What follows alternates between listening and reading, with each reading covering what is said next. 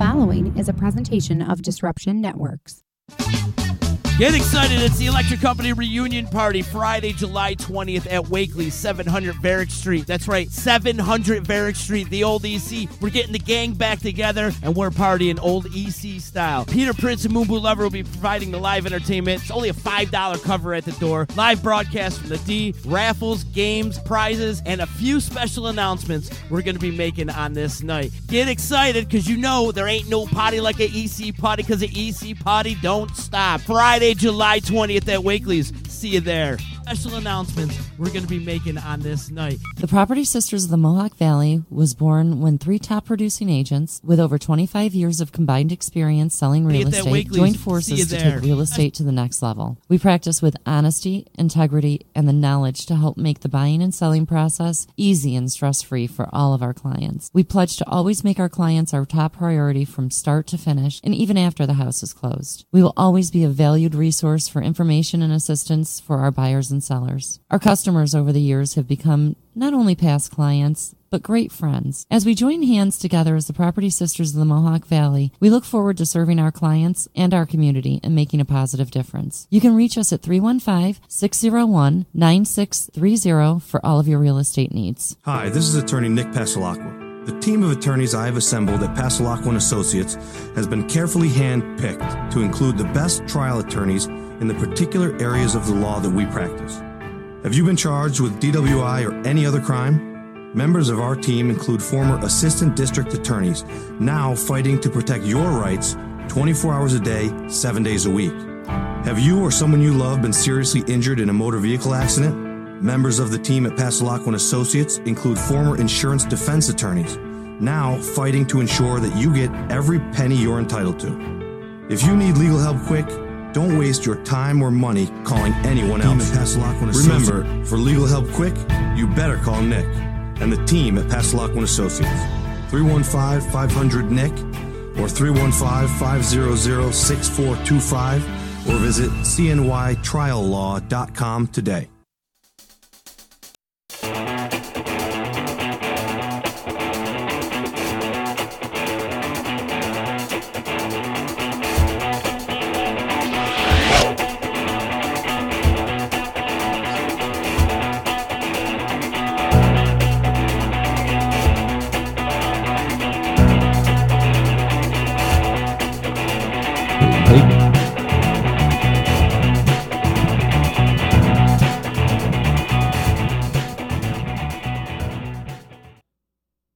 Hey, what's up, everybody? It's July 8th, Boilermaker Sunday here in Utica, New York. One of the biggest events, the biggest event for our local area, in the area. Just one of those awesome summertime traditions. Boilermaker Sunday, right after the 4th of July. You're just right in the middle of summer and approaching the MLB All-Star break. It's a great time of year, and it's an exciting event here in Utica. It's been a long day. Tell us about what you did today. I got up at about 6 o'clock, and last night I packed up all the band equipment and went down. And yeah, a lot of our listeners might not know that you're in a band, SPG. Yeah, that and I have been for 16 years, over 16 years now, and been playing with the Crazy Fools, which is my brother, my cousin, and two of my best friends, and we have been playing down at the Boilermaker, which is a 15K road race for anybody that's unfamiliar with that here in Utica, New York. The largest 15K road race in America. And a very unique, fun road race. It ends at a brewery. They give free beer away to all the runners and volunteers and have a huge party, and the crowds are incredible along the race course, too. You know, you get, there you go. There's your Utica Club. The baseline also brought to you by Utica Club. Always say UC for me. That's Utica Club. Pilsner Lager Beer, XX Pure. First beer served in America after Prohibition. That's shameless plug. Yeah, and somehow that happened like the day Prohibition was repealed, even though it takes months to brew beer. But magic happened on that day, and they were able to do it in one day, and they were the first brewery to serve beer in this country following the repeal of Prohibition. Yeah, so if anybody out there wants to come to Utica, New York and check out a cool site, Go see the FX Mat. West End, Saranac Brewing Company. So many different monikers that's gone by over the years, but truly a home for the both of us. Your band is actually going to be playing August 16th we're playing down there. Thursday, August Saranac 16th, Thursdays. Saranac Thursdays. We've been doing that for many years, and it is, the highlight of our year as a band. We love playing down there and being on that stage at that brewery. And we've been doing the Boilermaker. We play along the side of the course, the race course, and we have been doing that for, I want to say 13 years now. I want to say 13 years straight. And leading up to it, especially the night before, I'm always like, oh, why am I doing this? I got to pack up all my stuff and get up at 6 in the morning and go set up and get ready to play in the morning. And the day comes and I go and I get into it and I get reminded on why I do it. It's always one of those like, that's right, this is why I do it every year. It's so fun to be a part of it and to be able to cheer on those runners. We're at mile 7. Out of a little over 9. I sat at mile 6 today to watch with my girlfriend, and I watched her first Boilermaker. So she got to witness it. When the first trickle started to come down, she was very impressed, and I said, you have not seen anything. Yeah, and that's cool in and of itself. It's just waves and waves and waves of people. Seeing the elite runners. All athletic abilities. They run the gamut. A bunch of different countries represented today. So a really cool, exciting event for anybody out there into the distance running or anything about where Sean and I come from and where we're doing our show, The Baseline. Welcome, everybody. It's Sunday night, so it's time for The Baseline. So speaking of awesome things in this area, we were talking about the brewery and everything and how that is a local gem and just a staple in the Utica, New York area. Not too far away is Cooperstown, home of the Hall of Fame, and you went down there on the 4th of July, and then I think it was the next day, the 5th, that you went to the Hall of Fame? I did. My girlfriend and I, again, we went to the brewery Omegang down there, spent the night in Cooperstown, really good time. Awesome little town. If baseball folks alike out there listening to us right now, or on repeat later on, go check out the Hall of Fame. It's a mecca of everything baseball, but Cooperstown especially as a little town is really awesome. The whole town itself is spend the $2, get on the trolley and ride it for an hour. I highly recommend it.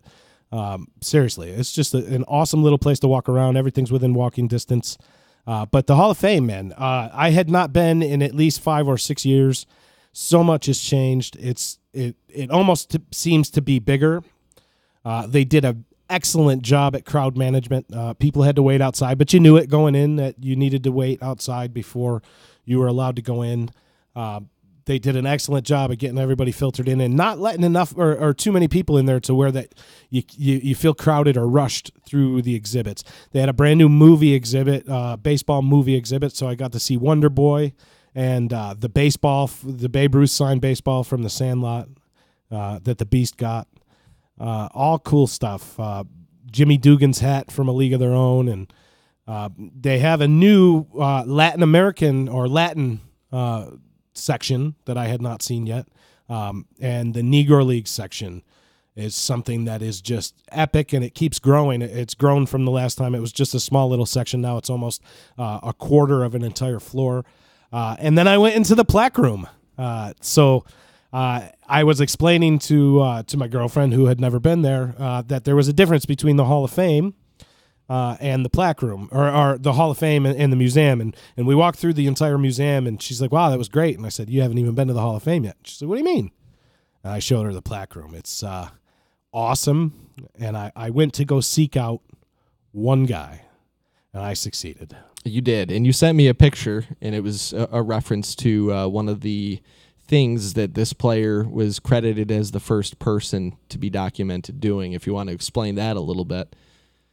So yeah, our old friend, Charles, Old Hoss Radbourne, from local, in terms of geography, I guess you can consider Rochester, New York local to us. Born local, fairly local. Yep. So yeah, I found the plaque of Old Hoss Radbourne. And so he is famous, as we explained on previous shows, and you may have seen posted to our Facebook page a few times. He's famous for being the first, right? The first documented occurrence of flipping the bird in a photograph is Old Hoss Radbourne. And so if you're curious, go type in Old Hoss Radbourne giving the bird. So appropriately, the picture that I sent to you was me standing in front of Old Hoss Radbourne flipping the bird. And I didn't even need to zoom in on the plaque or anything. I just saw a plaque and I saw you flipping the bird, and I instantly just thought to myself, "Oh, that's Old Hoss Radbourne's plaque right there." Yeah, Radbourne's it's famous. plaque. So Old Hoss Radbourne, a folk hero on this show of sorts, and we love him. And so we're going to get a mention of Old Hoss Radbourne in every single show. Along with Tommy John, we've gotten him into at least, 10 shows out of 15. It's our 15th show, buddy. That means episode 15. We're like 13 weeks or 14 weeks into the Major League Baseball season right now because we started a little sooner. So much going on in the world of Major League Baseball. The All-Star rosters were announced today. The starting rosters, starting lineups anyway, were announced. And there are a few surprises, and people on the north side of Chicago are probably going to be a little happy listening to these surprises. We're going to get to that in our rundown. Also, our seventh inning stretch tonight, later on in the show. We're going to go over the 7 best defensive players in the game today.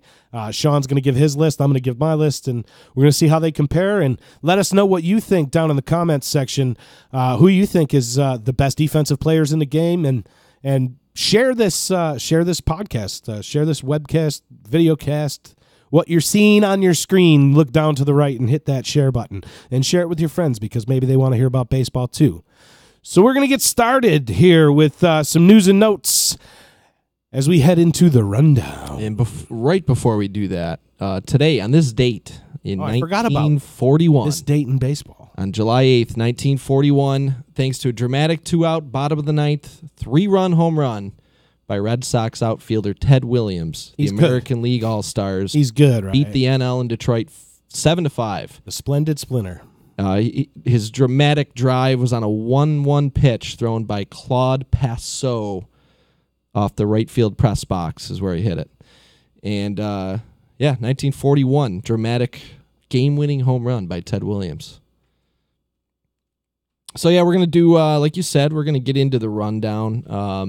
We're going to cover the All-Star selections that became official just about an hour or so ago. They just announced this, so this is pretty much brand new news to go over. And a lot of these All-Stars are people that you would assume would get those spots. But like you said, there are a couple that kind of, I guess they're not necessarily surprises, but they are players that were not winning the vote as of the last update, and then the fans of their teams presumably made a huge push to have them take some starting lineup spots. And as we said, the rabid fan base of the North Siders of Chicago managed to push a couple of their guys into the lead. So without further ado, maybe we should just run down these starting rosters here. Yeah, I'll see why not. We've been talking about it. Let's just do it. I'll grab the American League, which I did last week on our 7th inning stretch. I took the American League, and let's see how we compare.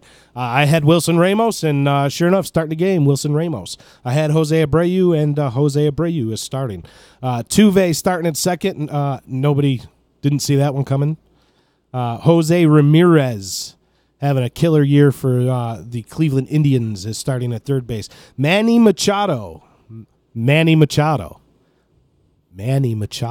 that, Dave? Is starting at shortstop. Outfield, you got maybe the best outfield you could possibly put together in the game. Maybe. Hitting-wise, anyway. Mookie Betts, Mike Trout, and Aaron Judge going across that outfield in National Stadium. And you got J.D. Martinez voted in as the designated hitter for the American League.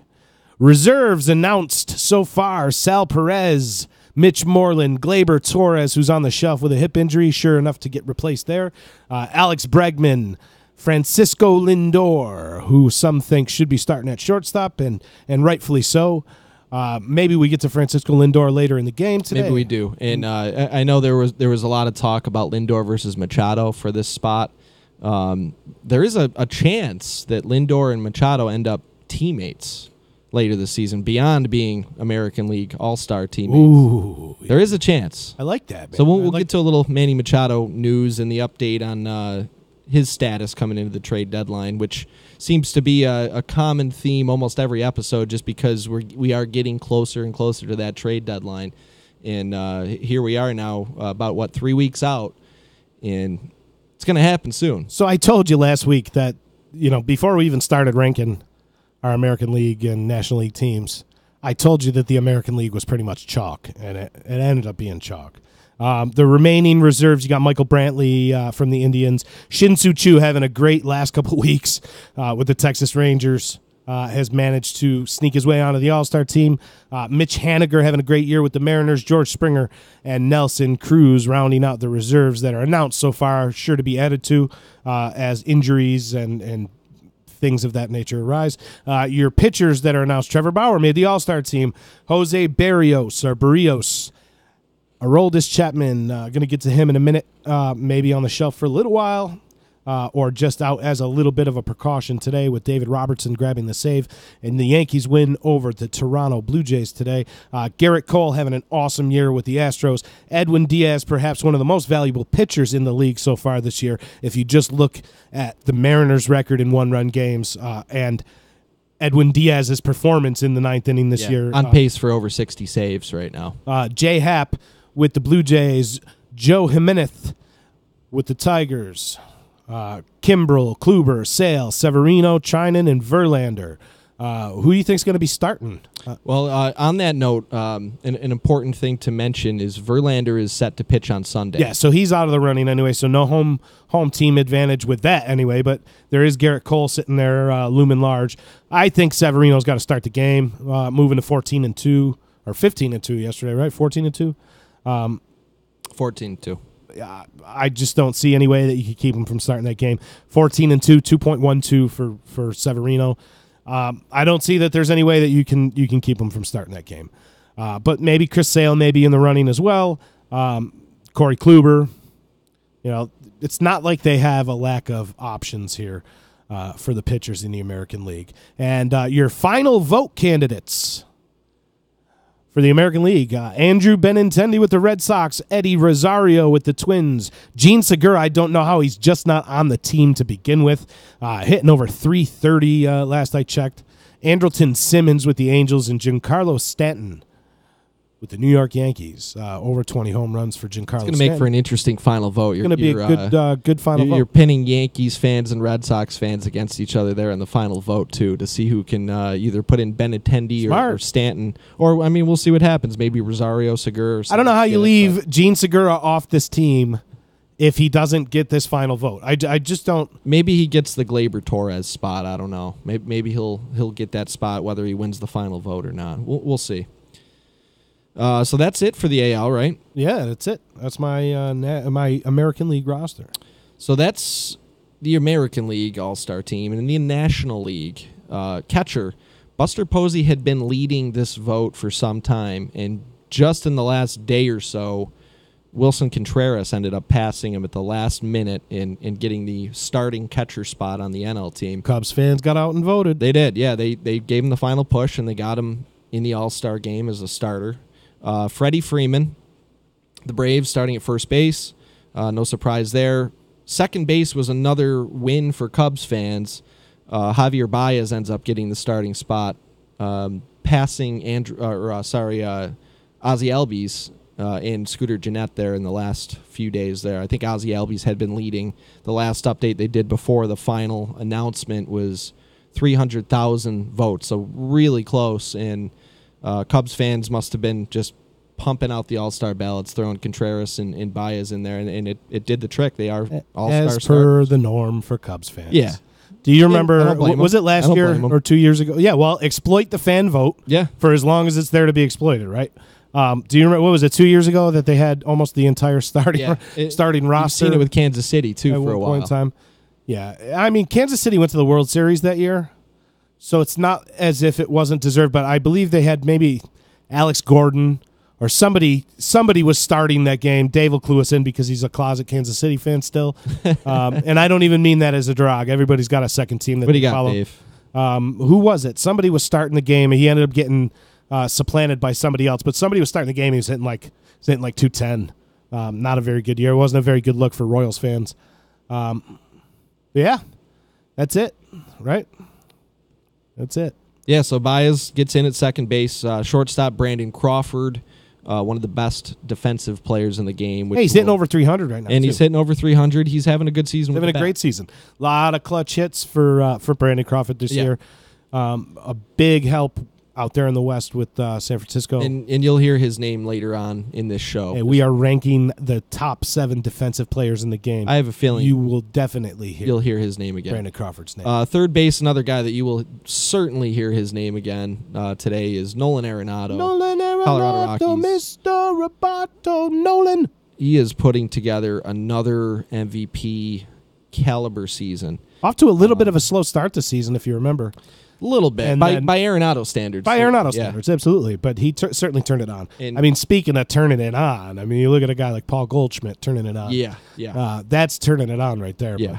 But Arenado is certainly playing up to his level right now. He has. And he's right now, I believe, tied for the league lead in the National League for home runs with now Jesus Aguilar hit 2 more today, and he is now tied with Arenado with 22. Unless I missed something later on this afternoon that may have happened. There's another guy. As you run down, I want to know if you see his name. Yeah, you might. You might see Aguilar's name here as I go through the list. I'm not going to give it away quite yet. A quick note on Arenado while we're mentioning him. So he is tied for the league lead in home runs right now, and he is on pace, I guess you could say. It looks likely. Barring injury, that he's probably going to win his 6th Gold Glove. And there's only 3 other players in the history of baseball, that have ever led in home runs and have had 6 Gold Gloves. Led in home runs and had to have 6 Gold Gloves. There's only 3 other players that have done it. If you want to throw out some names, Mike Schmidt. He is one of them. It's a great guess. Barry Bonds. Barry Bonds surprisingly is not. He is not on the list. Wow. He does not have. I don't know how many Gold Gloves he's won. Maybe it was 5 or something. I don't know. Obviously, he's got the home run, the years leading the lead in home runs. I'm shocked by that. But Barry Bonds is not one of them. I am shocked. Wow. I don't even want to go anymore. I don't even want to guess. There's a relative of Barry Bonds on there. Bobby Bonds? Willie Mays. Willie Mays is one of them. And another player that we have talked about. He's been on several of our 7th inning stretch lists for varying topics, and we've talked about the backwards hat and just watching him play as a kid. And speaking of all-star games, hitting balls off the warehouse and all that, Ken Griffey Jr. is the other one. So it was lead the league in home runs and have 6 Gold Gloves? Lead the league in home runs. I believe it's not Major League. It's either AL, NL, and 6 Gold Gloves. So that tells you that. What about Dave Parker?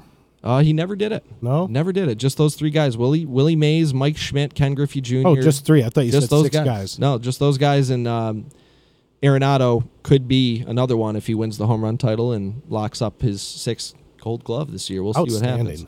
So a little side, little tangent on Nolan Arenado, and you're going to hear his name again later in the show, like I said. So Dave chiming in, our remote statistician, Dave Bandych, chiming in with this little tidbit. At one point last June, 8 of the 9 leading vote getters in the AL were Kansas City Royals.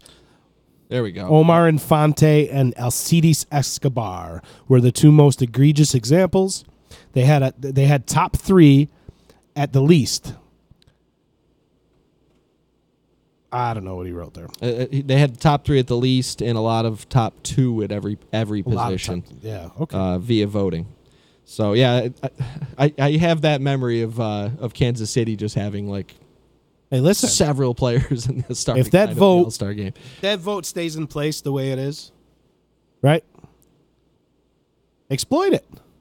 I don't blame fans. And we've said it before. It gets fans excited. It gets them into it and feeling like they can make a difference in this voting. I mean, look what happened today with Wilson Contreras and Javi Baez just sneaking in after being down in the voting for weeks. Fans can make a difference. And sometimes you see ridiculous examples of it, like your Omar Infantes. And, sometimes you see Javi Baez, like Dave said last week. I mean, it's not egregious that he is starting the All-Star game by any means. So there were great options there at second base all around, and the fact that the Cubs fans just went out and made that push, it's cool to me that fans do have a say. And yeah, sometimes it gets ridiculous, but well, I've been on record as the saying, and the Cubs fall into this category too. The Royals have an outstanding public relations team.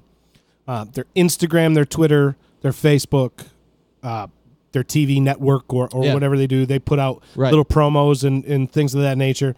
They have an outstanding marketing and that's a great point, because it's not necessarily only a reflection of the fans, but it's also a reflection of the how the team is social presenting. Media marketing abilities of these organizations to be able to get fans excited and get them motivated to go out and throw some ballots in. Yeah, so step up your game, San Diego Padres. And here I am, I'm saying the San Diego Padres off the cuff, and they probably have a great one. I just don't know.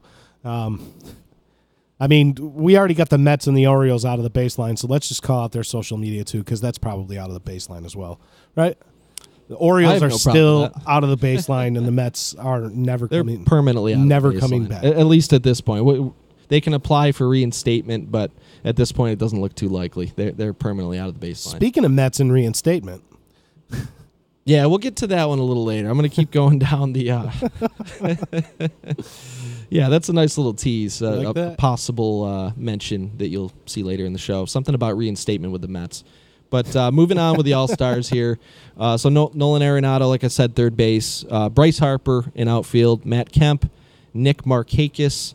Honestly, really no surprises 2006 there. I guess you could say Nick Markakis is a surprise, but the way he's producing, it's not a surprise that he's in the All-Star game. 2006 called. They want their outfield back. Yeah, right? Yeah, no kidding. Yeah, except, Bryce Harper was probably, how old was he in 2006? I don't know. Probably 16? Yeah, 13 years old or something. So, yeah, Harper, the game's in Washington. I have no problem with Harper starting the game. Kemp is having great year, and Markakis, we've talked about him plenty on the show. He is more than deserving of a spot in the All-Star game, and good for him. It's his first one, his first All-Star game. I'm hearing it so much lately, and we talk about the little chatter that we hear that's kind of similar to what we talk about on our show, and I've been hearing so much chatter. I almost like to think that we kind of started the ball rolling on the is Nick Markakis a Hall of Famer if he reaches 3,000 hits little tangent, because I've been hearing it. It was the trivia question when the Yankees played Atlanta last week. One of the games, the trivia question, or not the trivia question, but the fan poll or the fan Twitter question, or you know what I mean. Each game, Yes Network does that. That was actually the fan question. And so many people came out and said, no, he's not. I'm telling you right now, Nick Markakis gets the 3,000 base hits. You can book him a spot in the coop. He's going. 3,000 base hits. It's still 3,000 base hits. Possibly, if he can do it. You've never seen anybody test it. The only person that I thought... If he can do it, possibly the most unheralded Hall of Famer of all time, I would say. Pretty close. Pretty close. Yeah, no one All-Star game. Good for Nick Markakis getting to his first All-Star game, because we've read off Nick Markakis' numbers before. He's had some good numbers and not gone to an All-Star game. So good for Nick Markakis breaking the streak. I like it. It's first All-Star game. He's good, so that's the starting lineup for the NL. Dave Roberts will select from the reserves who will be playing DH, I guess. So they didn't name a starting DH yet. That's going to be up to the manager. Now your reserves, two more catchers, Buster Posey, JT Realmuto, both having very good years. Buster Posey's 6th All-Star appearance. JT Realmuto's 1st. Joey Votto, first base. Paul Goldschmidt, the aforementioned Paul Goldschmidt, having a very good, especially last 2 months, MVP-type numbers for the last couple months. And he's an All-Star reserve, his 6th appearance in the All-Star game. 2 second basemen on the reserve list. Both their first All-Star appearance. Scooter Gennett and Ozzie Albies. The Scooter. Scooter and Ozzie, both. Boy. Both great baseball names. Great first base. Scooter and Ozzie. Scooter and Ozzie at the 2 second base reserve spots. in both, again, as all these guys are, having an awesome year. How about Eugenio Suarez?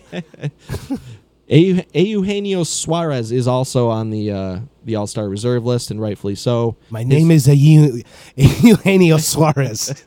You killed my father. Prepare to die.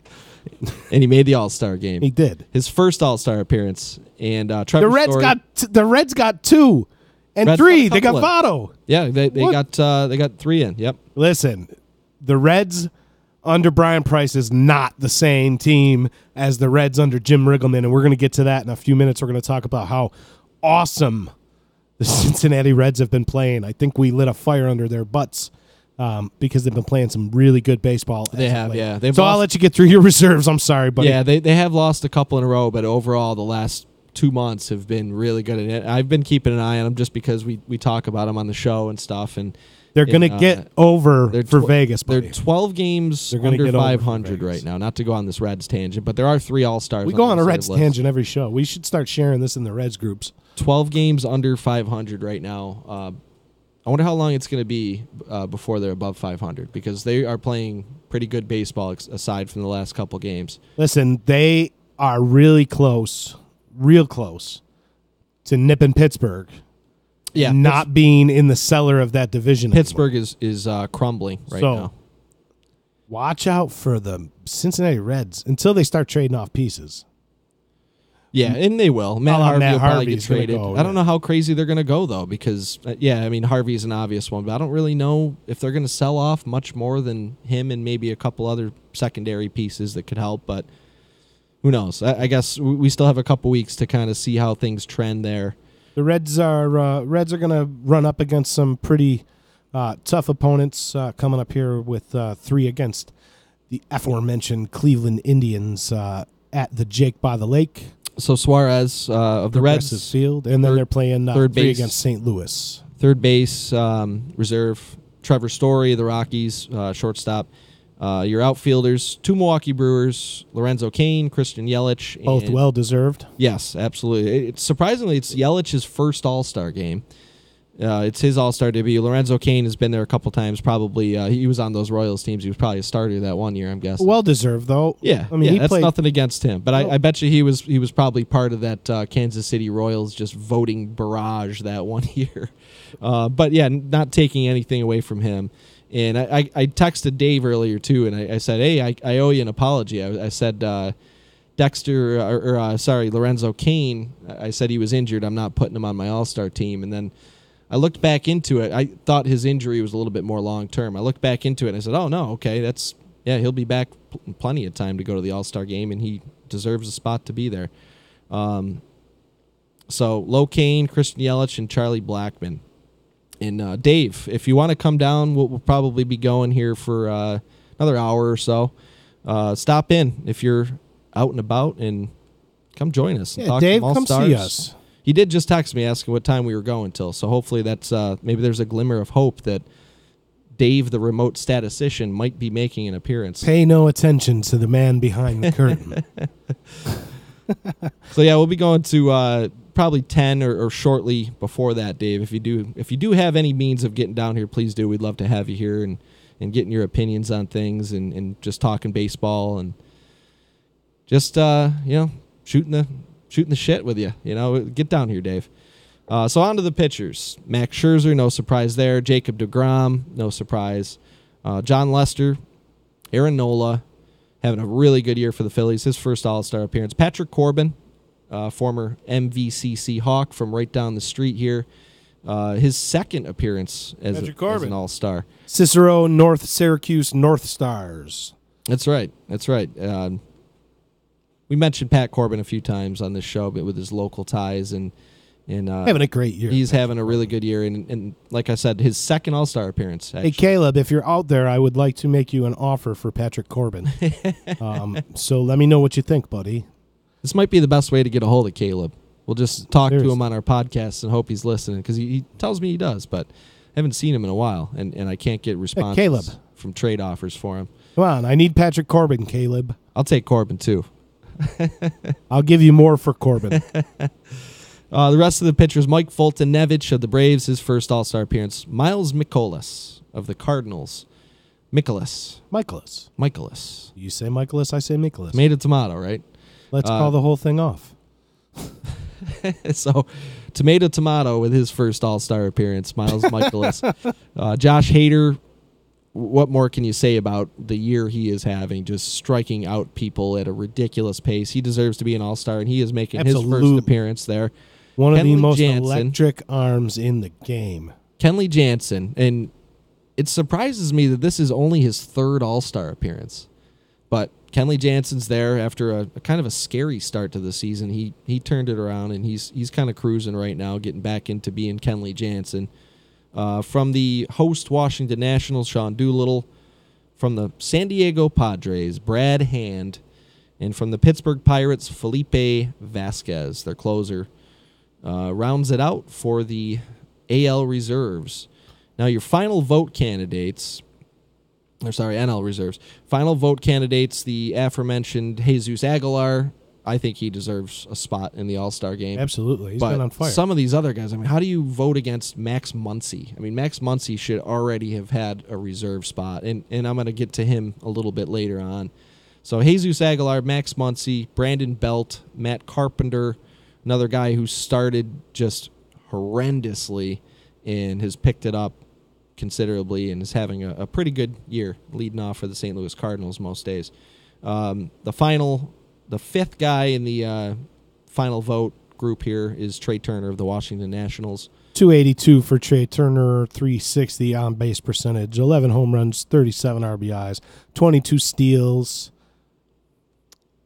54 runs scored.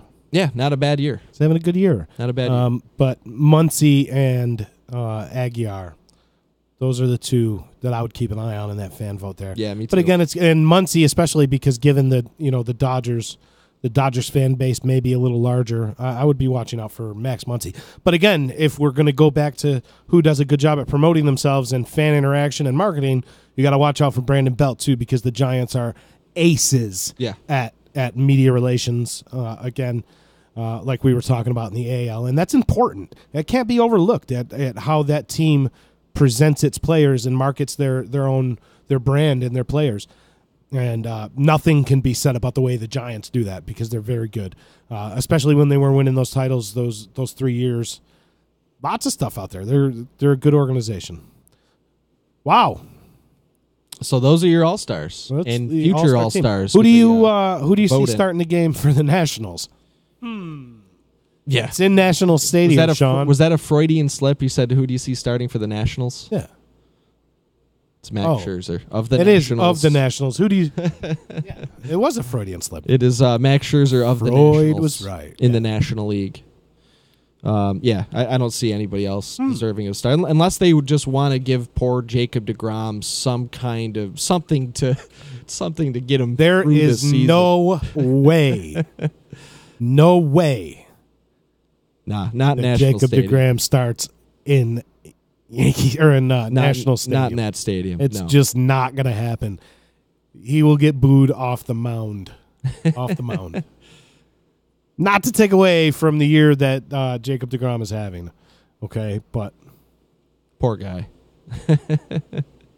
Just finished the lawn and need to hit the shower quick. Then I can probably head down. I don't know how long we're going to go, buddy, but text. Come down and see us, please. We need our stat boy. Come down at least for the end of the show. You can throw somebody out of the baseline if you want. Throw somebody out of the baseline, go over our 7th inning stretch with us. Chime in on the 7th inning ranking that we have this week, top defensive players in baseball, because I know you have a lot to say about that, Dave. I know you're going to have some strong opinions and good ones on that, so get down here. Hey, if you're out there watching right now, go over to the right-hand side of your screen, click the share button, let your friends know, and also go check everybody out at our parent company here, Disruption Networks, or disruptionnetwork.net. Go check out all the amazing content. You got EC Radio, Ease Beats, and Bizz, Home Free with Adeline Van Dyke, the Property Sisters of the Mohawk Valley. So go check it out. Ease Beats and Bizz with my boy Gabe and Ma Walker and DJ Business. Each Tuesday night talking all the latest in the world of hip-hop and rap and R&B.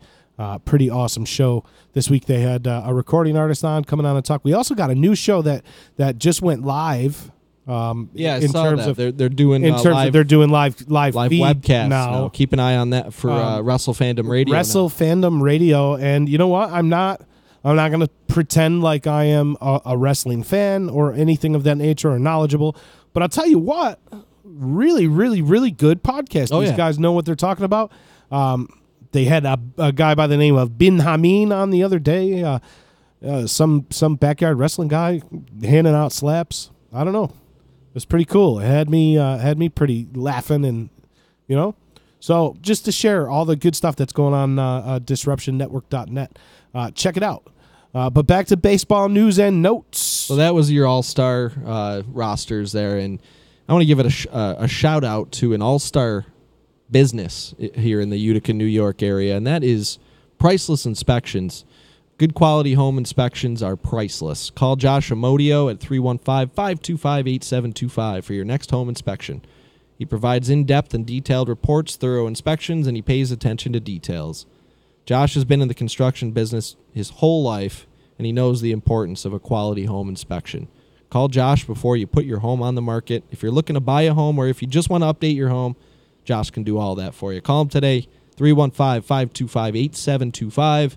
That's Priceless Inspections at 315-525-8725. I actually saw Josh running the Boilermaker today. Nice. Gave him a shout out as he ran by. He was looking pretty good. He was doing his thing, and big smile on his face, and I'm sure looking forward to getting down to the Saranac Brewery and enjoying himself. And yeah, it was good to see you today, Josh, if you're listening. And for anybody out there, give him a shout if you need a home inspection or any advice or any questions about your home. 315-525-8725, Priceless Inspections. We are always thankful for our sponsors, especially guys that are as good as Josh. So thanks, Josh. Into the rundown portion of our program. We are going to go over some league leaders and some standings and give you some news and notes and tidbits along the way. Lots of excellent stuff going on as we near we've already passed the halfway point in terms of games, but as we near the halfway marker, the All-Star game coming up here in a few days. Midsummer Classic. Love it. Lots of good stuff going on right now. So your standings right now, you have the Boston Red Sox and the New York Yankees at top. No surprise. The AL East. But the Boston Red Sox currently sit 2 full games above the New York Yankees. They've also played 4 more games. Am I correct on that? Yes, 4 more games. So the Red Sox have 62 wins. The Yankees have 58 wins and both versus 29 losses. But the Red Sox 8-2 in their last 10. The Yankees 6-4. Still Boston. 22 out of 23 series in a row for the Yankees. Having only been swept by the Tampa Bay Rays, the only one that they lost in the last 23 series, and they're still in second place. So it's just a testament to how good Boston has been. Shows you how well Boston's playing, and I guess JD Martinez is a little banged up. It doesn't sound like it's anything serious. He didn't play that today. But I saw an interesting note on JD Martinez the other day, and since last year's All-Star game, he's hit 58 home runs. And he still has a little over a week, assuming he can come back from this injury. I forgot what it was. It didn't look serious, like I said. But assuming he comes back and he plays a few more games before the break, if he gets to 60 home runs between All-Star games, he's only going to be the 7th player to ever do that in baseball history. I guarantee you I know one of them. Oh, you can probably guess a lot of them. Actually, all of them? 3 or 4 of them are pretty easy, I'd say. Mark McGwire. Yep, he's one. Barry Bonds. Matt Williams. No Matt Williams. Come on. Good guess, though. That guy used to hit like 34 home runs a year before the All-Star break. But I guess it says All-Star break to All-Star break. Yes. So that would require Matt Williams having been on the field in August and September, and that just never happened, poor guy. But how many times did Matt Williams have 30 bombs before the All-Star game? Yep. A few anyway, at least 2 or 3 years there with the Giants. Matt Williams, that's a player that kind of, brushed under the rug. You don't really talk about anymore, but Matt Williams was a really good ball player when we were kids.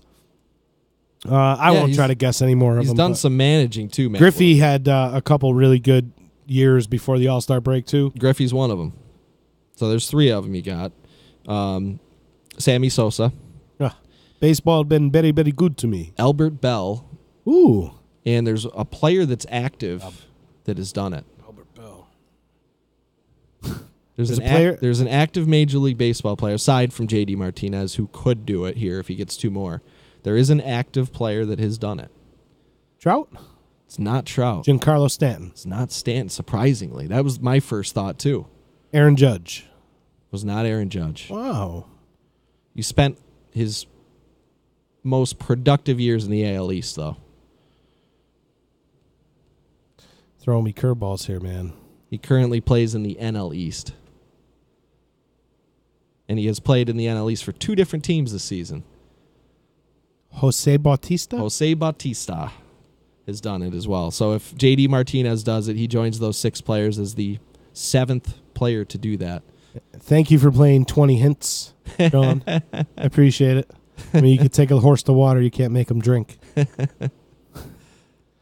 It's a tough one to get. You know, he hasn't really been relevant, I guess, in a couple of years now, since his bat flipping postseason run there, that series against the Texas Rangers. He really hasn't been the same player since that season. So he's a name you don't think of as one of the most prolific power hitters of the last decade or so. But yeah, in his prime, he was really one of the most feared guys, almost like Giancarlo Stanton was last year.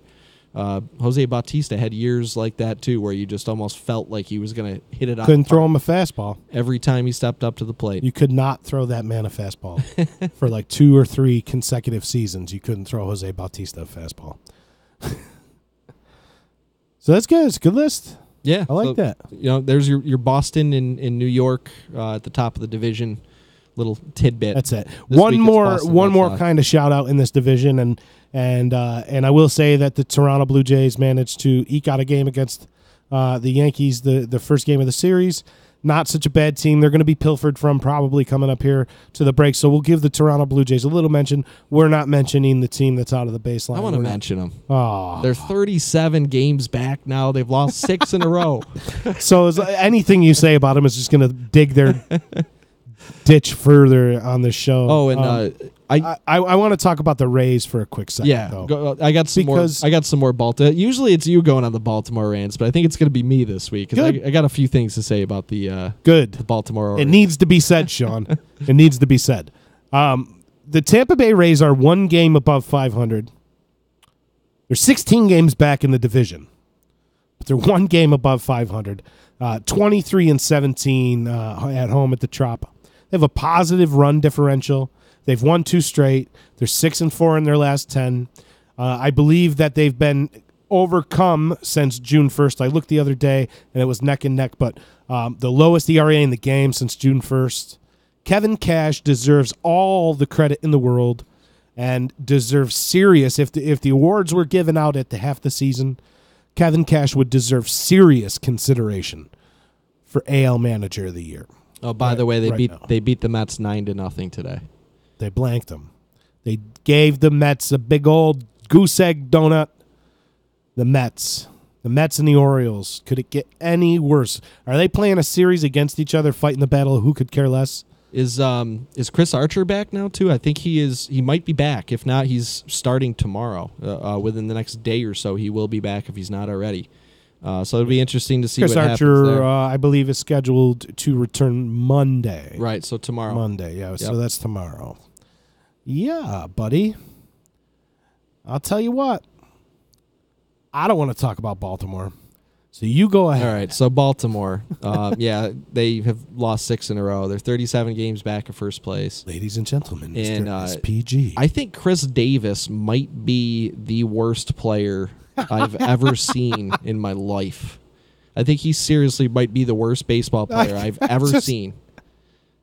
Hey, you're right. And you're so right, because this week I'm just laughing so hard because this week I came to almost an identical epiphany watching the Baltimore Orioles on MLB Network and looking at some of the stats that they were putting up for Chris Davis. So continue. I'm sorry, it's PG, but that's funny. He became the career leader in strikeouts for the Baltimore Orioles in 2,000 less games. And he's only the former career leader was Cal Ripken Jr. because he played 3,001 games for the Baltimore Orioles. Chris Davis has played 973 games, and he just became the career leader in strikeouts. 2,000 for the Baltimore Orioles. What is that? 2,088 games or something? Something ridiculous like that. But yeah, 2,028 games I think it is. But wow, that's. Wow. Chris Davis. We should have thrown him out of the baseline. Maybe I'll mention him again later. I don't know. So that's my Baltimore Orioles dig for the week. I guess it was my turn this week. That's all right. They deserve it. Moving over to the Central, the Indians continue to make vast separation between them and the rest of the division. Minnesota's managed to find themselves up into second place now on the strength of being 9 games under. Yeah, they've won 4 in a row. 500. And 2 of the players that were looked at as potentially franchise cornerstones coming into the season are playing in the minors right now with Sano and Buxton. So they have won 4 in a row, but still. Paul Molitor's got to watch his job there right now.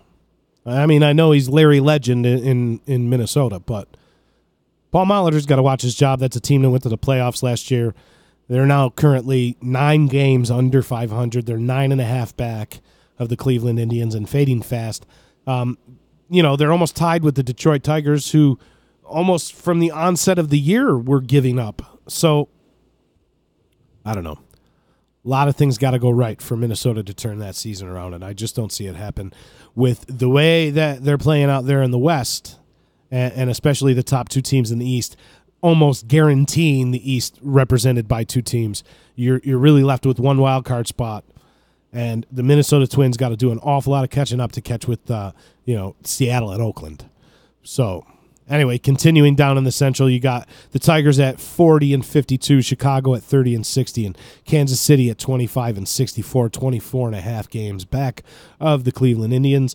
Moving over into the West, the Houston Astros are 61-31, 30 games above 500. A plus 188 run differential. 188. They've won 6 straight. They are red hot. 7-3 in their last 10. The Seattle Mariners trying to keep pace with them. Still playing really good ball. 57-34. They're 3.5 games back. They won today, and 7-3 in their last 10.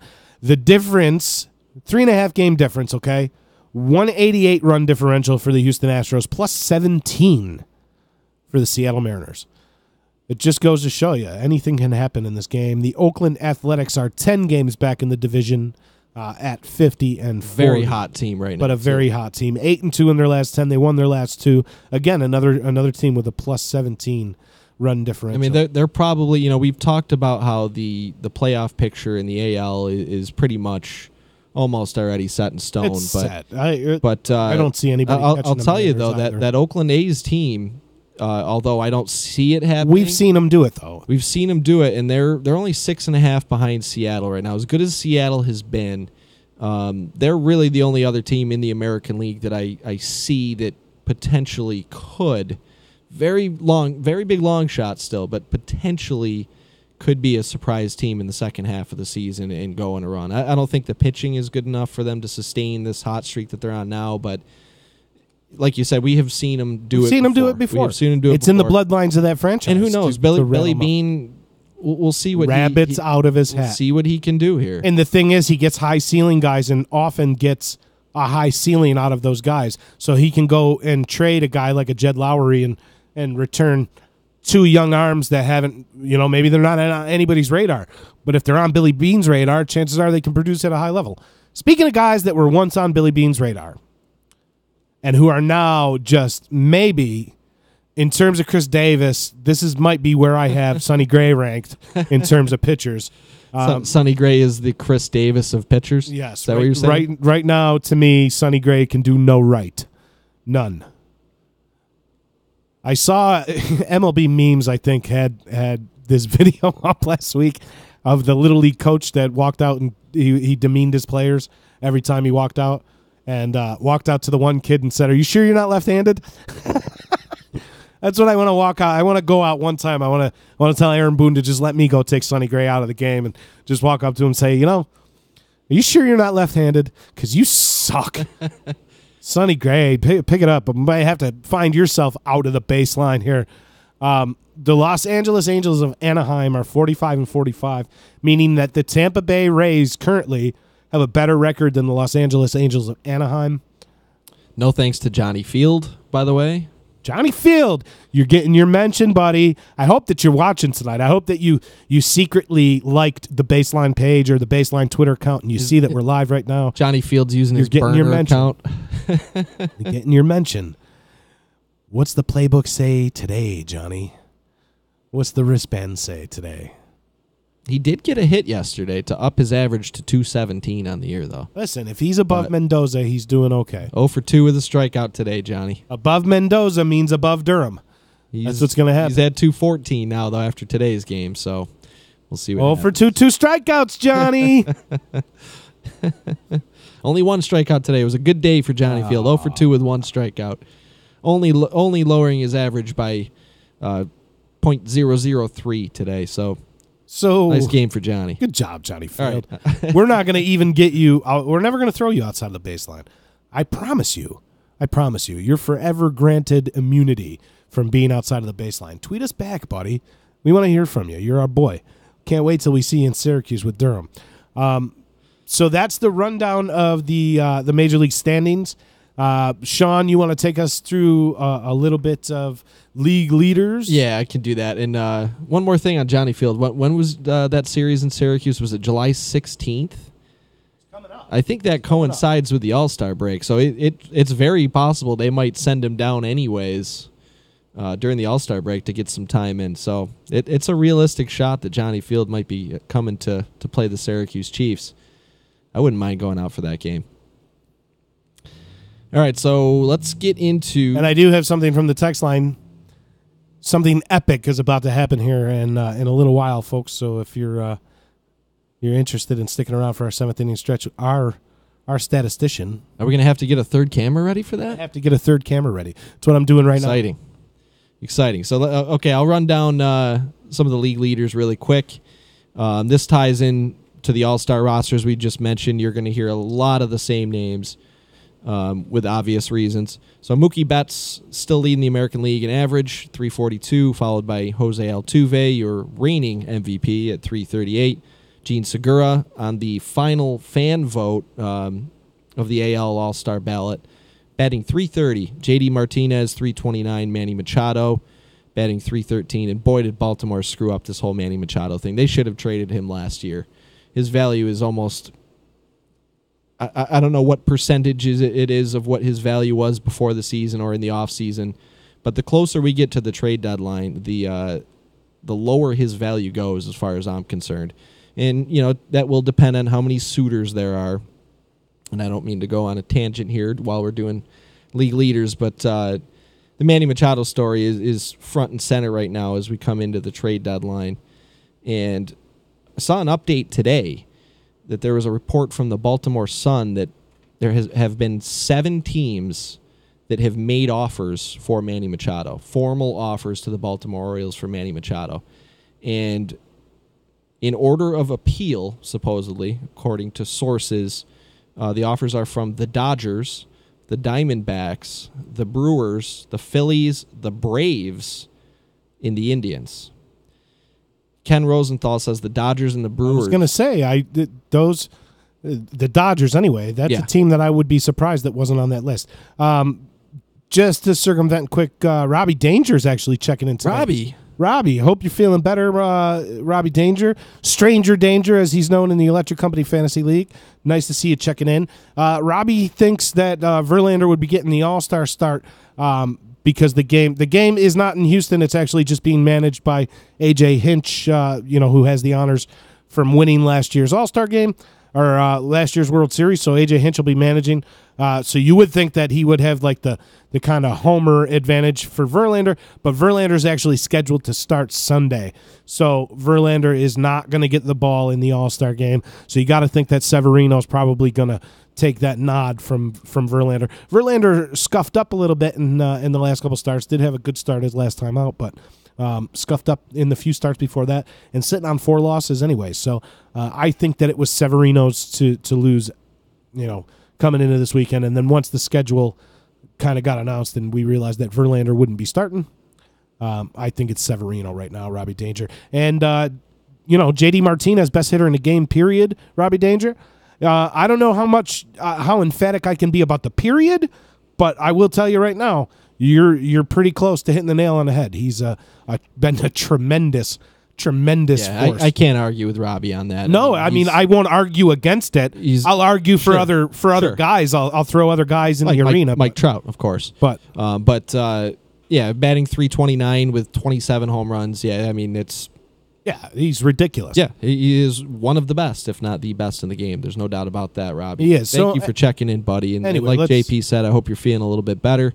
We're going to be getting into later on some fantasy updates, and we might be throwing in some facts and some standings updates from our own. Stick around, Robbie Danger. You might have somebody that's on Stranger Danger. And Robbie and I have been battling too for third place. Hey, right you guys, now. the little juxtaposition going on for We've been just going back month and or forth. two. So nice to see you, Robbie. Glad you're doing good. Glad you're checking in with us. Stick around. We actually got our remote statistician is not going to be so remote in a little while. We're going to have Dave coming in for our 7th inning stretch and maybe throwing somebody out of the baseline. I hope he's got somebody good lined up. I know he's thinking about it right now. But Robbie Danger, good to talk to you, buddy. And thanks for checking us out. So back to Manny Machado. You're right.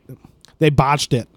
They absolutely botched it. And if they currently have 7 offers on the table and they're not jumping at getting that offer done right now, while they virtually have all the chips still in their possession, you can create a bidding war with 7 teams.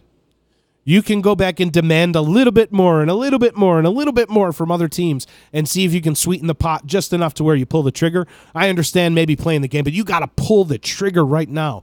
Zach Britton, Brad Brock, hell, Adam Jones, Jonathan Scope. You got to pull the trigger. Something needs to happen there in Maryland. Something, because what they're putting out there for that rabid fan base, that's a good fan base there. They don't necessarily support at the stadium unless they're in first place, I've noticed. But see, I got you going on Baltimore after all, didn't I? Yeah, you did. We're talking about Baltimore. You did it with the Manny Machado thing. But I'm surprised that one of the 7 teams that you mentioned wasn't the Dodgers already. Yeah, they were in the list. They were? I read over them. But, Ken Rosenthal says the Dodgers and the Brewers are the most serious suitors right now, but the Indians are in the mix. We talked about the Brewers being a spot for Manny Machado to land. Do you remember? We did. And what I had said was, I totally know it makes so much sense for anybody to go out and get a Manny Machado. It does. I'm not going to argue against that, but the price must be down a little right now. If the Brewers are serious contenders, the price must be down because the Brewers don't seem like a team that could afford to give away all of their riches or anything that they had brewing in the minor leagues because they are not a candidate to sign Manny Machado after this season. So they would be doing it for a rental, but we had said that the Brewers had a pretty good history with rentals. So the team that caught my eye in that list was the Braves. I mean, imagine them adding Manny Machado. And then Camargo off the bench? Yeah, Camargo off the bench, or maybe you throw Dansby Swanson in as part of the package, and Manny Machado is your starting shortstop at that point. I don't know. Because Camargo's starting to turn it around a little bit. He is. And starting to play pretty good. Then you would go... Oh, my God. Camargo, Machado, Albies, Freeman. That's good, right? That's good, right? So we'll see what happens. We are there. definitely I'm surprised that they haven't done anything yet. We are keeping watch. Them dragging their feet it's really going to come back to haunt them because they could have gotten such a good return on Machado. And that's not to say that they still won't now. With Could you imagine with a full year of control last year? That's what I mean. Full year of control left. You turned him into a rental. What they could have got him last year in July, what they could have got for him. But I couldn't agree with you more, Sean. And I don't want to spend another iota of breath speaking about the abysmal Baltimore Orioles franchise. Once we get this trade over with, once they finally do it, we can stop talking. And I'll talk good about them. I'll talk good about them if the prospects that they receive back are good. If they don't get violated in these trades, I will speak good about them for doing finally what they needed to do for that organization. But if they go and get manhandled by the likes of the Dombrowskis and Cashmans, and the Theo Epsteins out there, if they're going to go get manhandled by them and really have nothing to show for it, Jerry DiPoto, another shrewd guy, maybe looking for somebody to add in Seattle. If they're going to go get manhandled by these guys, don't even trade them. Just let them become free agents. I don't know. So no more Baltimore Orioles for the rest of the show. No, get that trade done, Baltimore. We want to be done talking about you. Not even that one. Get them all done. Get all the ones you need to get them done now. Let the guys have enough time to pack over the All-Star break. Give them time now. Hey, we're trading in Milwaukee. Too, I saw a report that the Yankees may be interested in Zach Britton, which kind of scares me. But as long as the price is right, fine. But what are you looking at as Zach Britton replacing? So if you look at Zach Britton replacing Jason Shreve. All right. So he replaces Jason Shreve, and I'm okay with that. Yeah, me too. He replaces Aroldis Chapman. That's not to say I'm going to be comfortable with him in the game. I'm jumping off the Brooklyn Bridge if he replaces Aroldis Chapman. I think as a lefty specialist, Zach Britton and Jason Shreve, not the best lefty specialist that I've ever seen. He's kind of awful against lefties. On paper, it's a major upgrade, but that's not to say I wouldn't still be extremely nervous anytime Zach Britton came into the game pitching for the Yankees if they were to make a trade. But yeah, I don't think that the Yankees is right. I would have no argument. So with that. Back to that whole Price is Right thing. I think that it's all in the eye of the beholder. And if the Yankees are looking at Zach Britton as a potential matchup guy to replace a Jason Shreve, the asking price might be a little higher, but the giving price from the Yankees will not be that high. It won't be as high as, let's say, an Astros team that may value Zach Britton more in their bullpen than the Yankees need Zach Britton in their bullpen. So I think that the Astros are probably going to be the team that steps up and gives more in the long run for Zach Britton. So I mean, I see it happening, I guess, but I see it more so to keep him away from other teams if the Yankees decide to go that route. But I don't see the Yankees giving up anything worth mentioning for Zach Britton, just because he's certainly not anything near a necessity. All right, I understand that if they were to put a good package together and go get Brad Hand, I would be much more excited than putting together a mediocre package, a mediocre to good package to go get Zach Britton. I just don't see that happening. So you're looking at guys that are blocked and never going to make the major league level on the Yankees roster as guys being offered in any Zach Britton deal. I don't see an Andujar or anybody like that being offered for a Zach Britton. Personally. I agree with you. And one other really quick note before I get back into the stats here. I know that kind of turned into some trade deadline talk, which is good because we are really, really getting down to the wire here. The other potential, trade rumor or whatever you want to call it was I saw the Yankees may be interested in adding Mike Moustakas to play first base, actually. And I found that to be interesting. Kansas City has apparently been scouting the Yankees minor leagues extensively lately and major leagues. Mike Moustakas could be a 20 home run guy. Well, his bat in Yankee Stadium. In that lineup, in that stadium. His swing is made for Yankee Stadium. In that lineup, in that stadium, he could be a 20 home run guy. I'm not talking about for a season because he already is a 20 home run guy for the season. I'm talking about for the rest of the season. If they pick him up at the trade deadline, he could be a 20 home run guy. In that stadium, in that lineup, he could be a 20 home run guy. He could be a J.D. Martinez type kind of firecracker. J.D. Martinez light at that point. Yeah. Well, yeah, nobody's going to go. If somebody gets traded this year and goes and produces at the level that J.D. Martinez produced after the trade last year, oh, man, I hope it's for the Yankees. I hope it's somebody that they did. So Robbie Danger checking in again. Machado's agent is Boris. Go figure that Machado is a Boris guy. And the Braves, I don't know if the Braves need a closer. They got three good arms at the back end of that bullpen. Dan Winkler and A.J. Minter as the setup guys. A.J. Minter also a lefty for when the matchups dictate. He has closed some games down. And Aroldis Vizcaíno is actually 10 for his last 10 in save opportunities with an ERA under 2. Minter and Winkler are pretty good arms there, too. I mean, not to say that they couldn't add, the more bullpen arms, the better. The more high-quality bullpen arms, for sure. But I don't know if that's the first need that I would address. You know what I mean? If I were the Braves GM, I would look at – you always look at bullpen help as being good, but bolstering the middle innings and maybe grabbing a starter would be more so in line with what I see for the Braves rather than bolstering the back end of that bullpen, because I think that is Aroldis Vizcaíno's job right now, personally. 33 strikeouts and 31 innings pitched, only 2 home runs given up all year, only 6 earned runs, 1 blown save. He's 2-2 with 15 saves. He was on the DL for a little while, so that's why the save numbers are low. I don't know. I like Vizcaíno to be in that job, but interesting note to kind of mention with the Braves, maybe looking for some bullpen help, but I think more so the middle innings guys, and man, what a great deal that would be if they could go out and pull a Machado.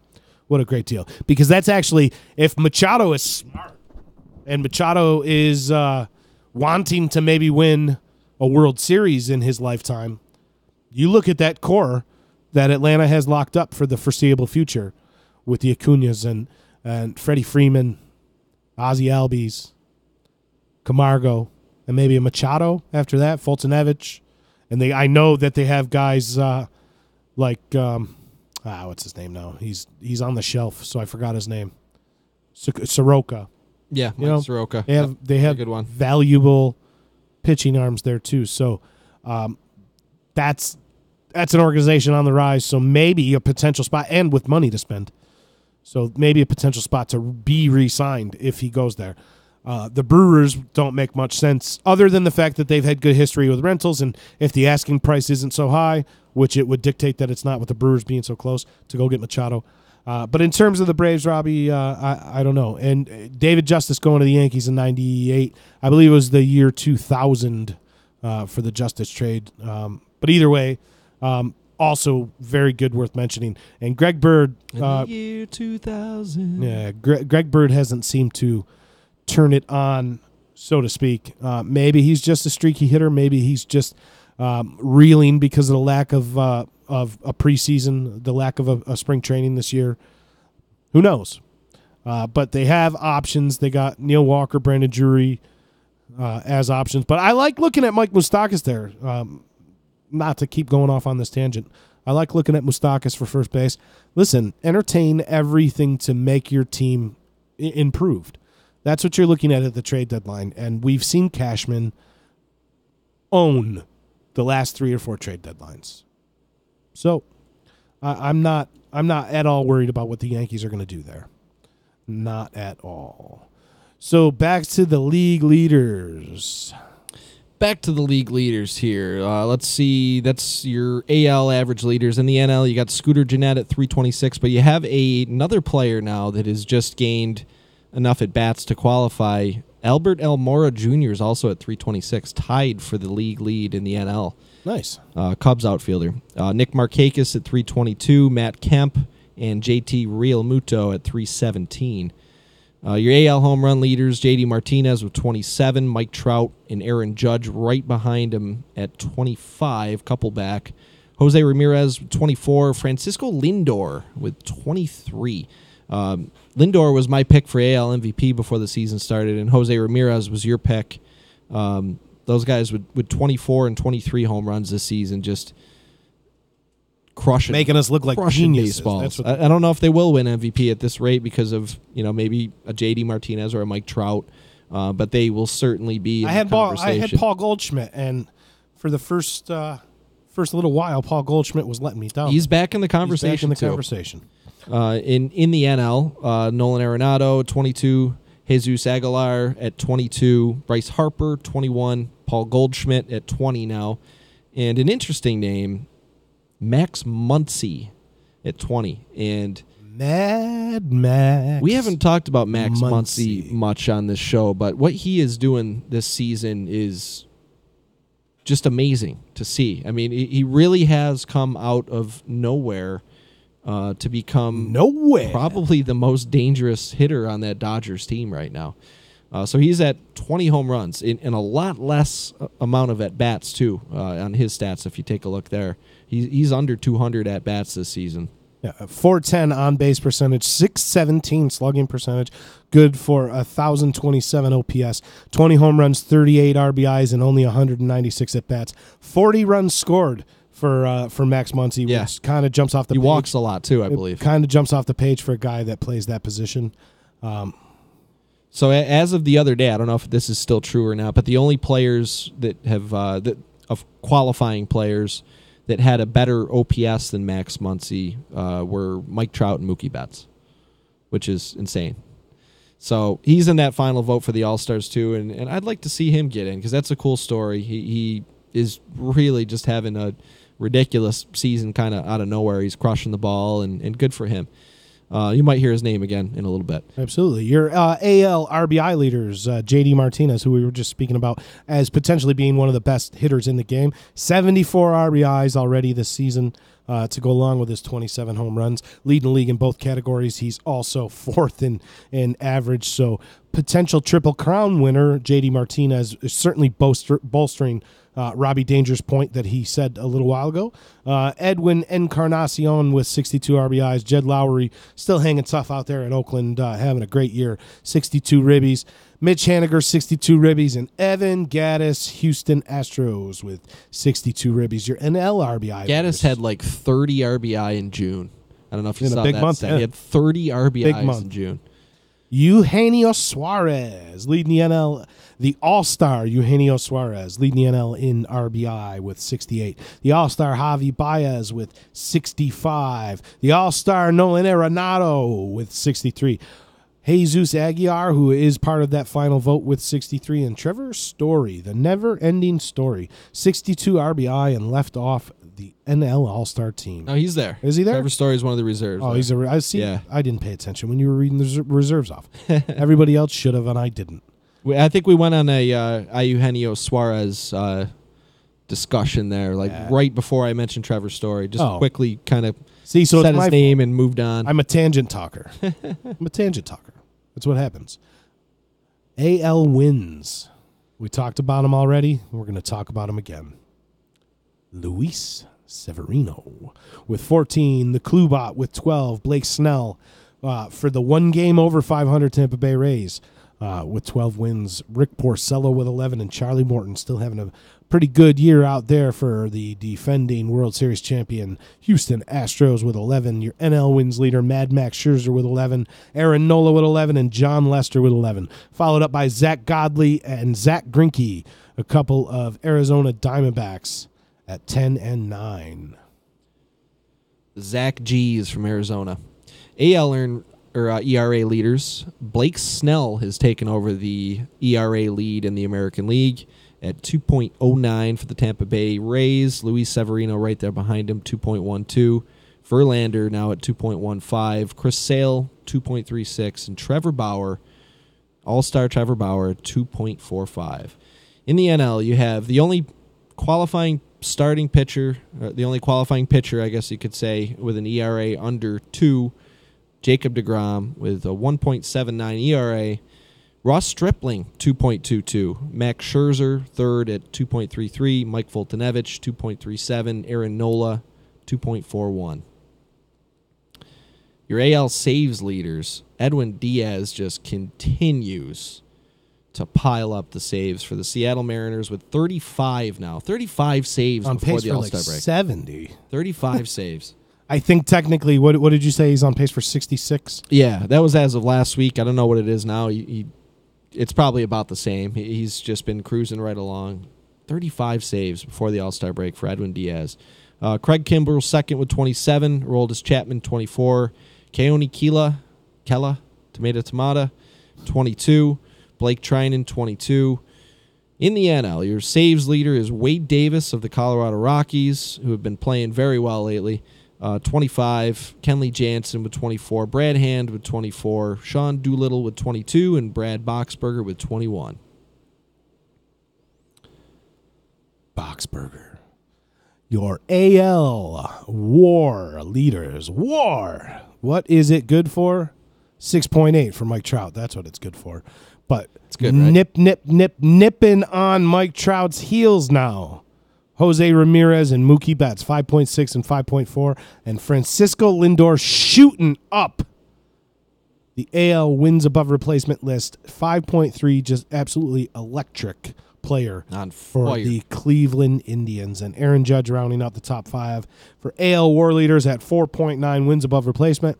Would be leading the NL wins above replacement category by 1 full win over Lorenzo Cain, who does lead the NL at 3.9. Real Muto, Trey Turner, Freddie Freeman, and Eugenio Suarez, 3.6, 3.5, 3.4, and 3.2. And that's your rundown. The rundown was brought to you by Nick Pasalacqua and Associates. For legal help quick, you better call Nick. Call attorney Nick Pasalacqua and the team at Pasalacqua Associates. Pasalacqua and Associates. 315-500-NICK.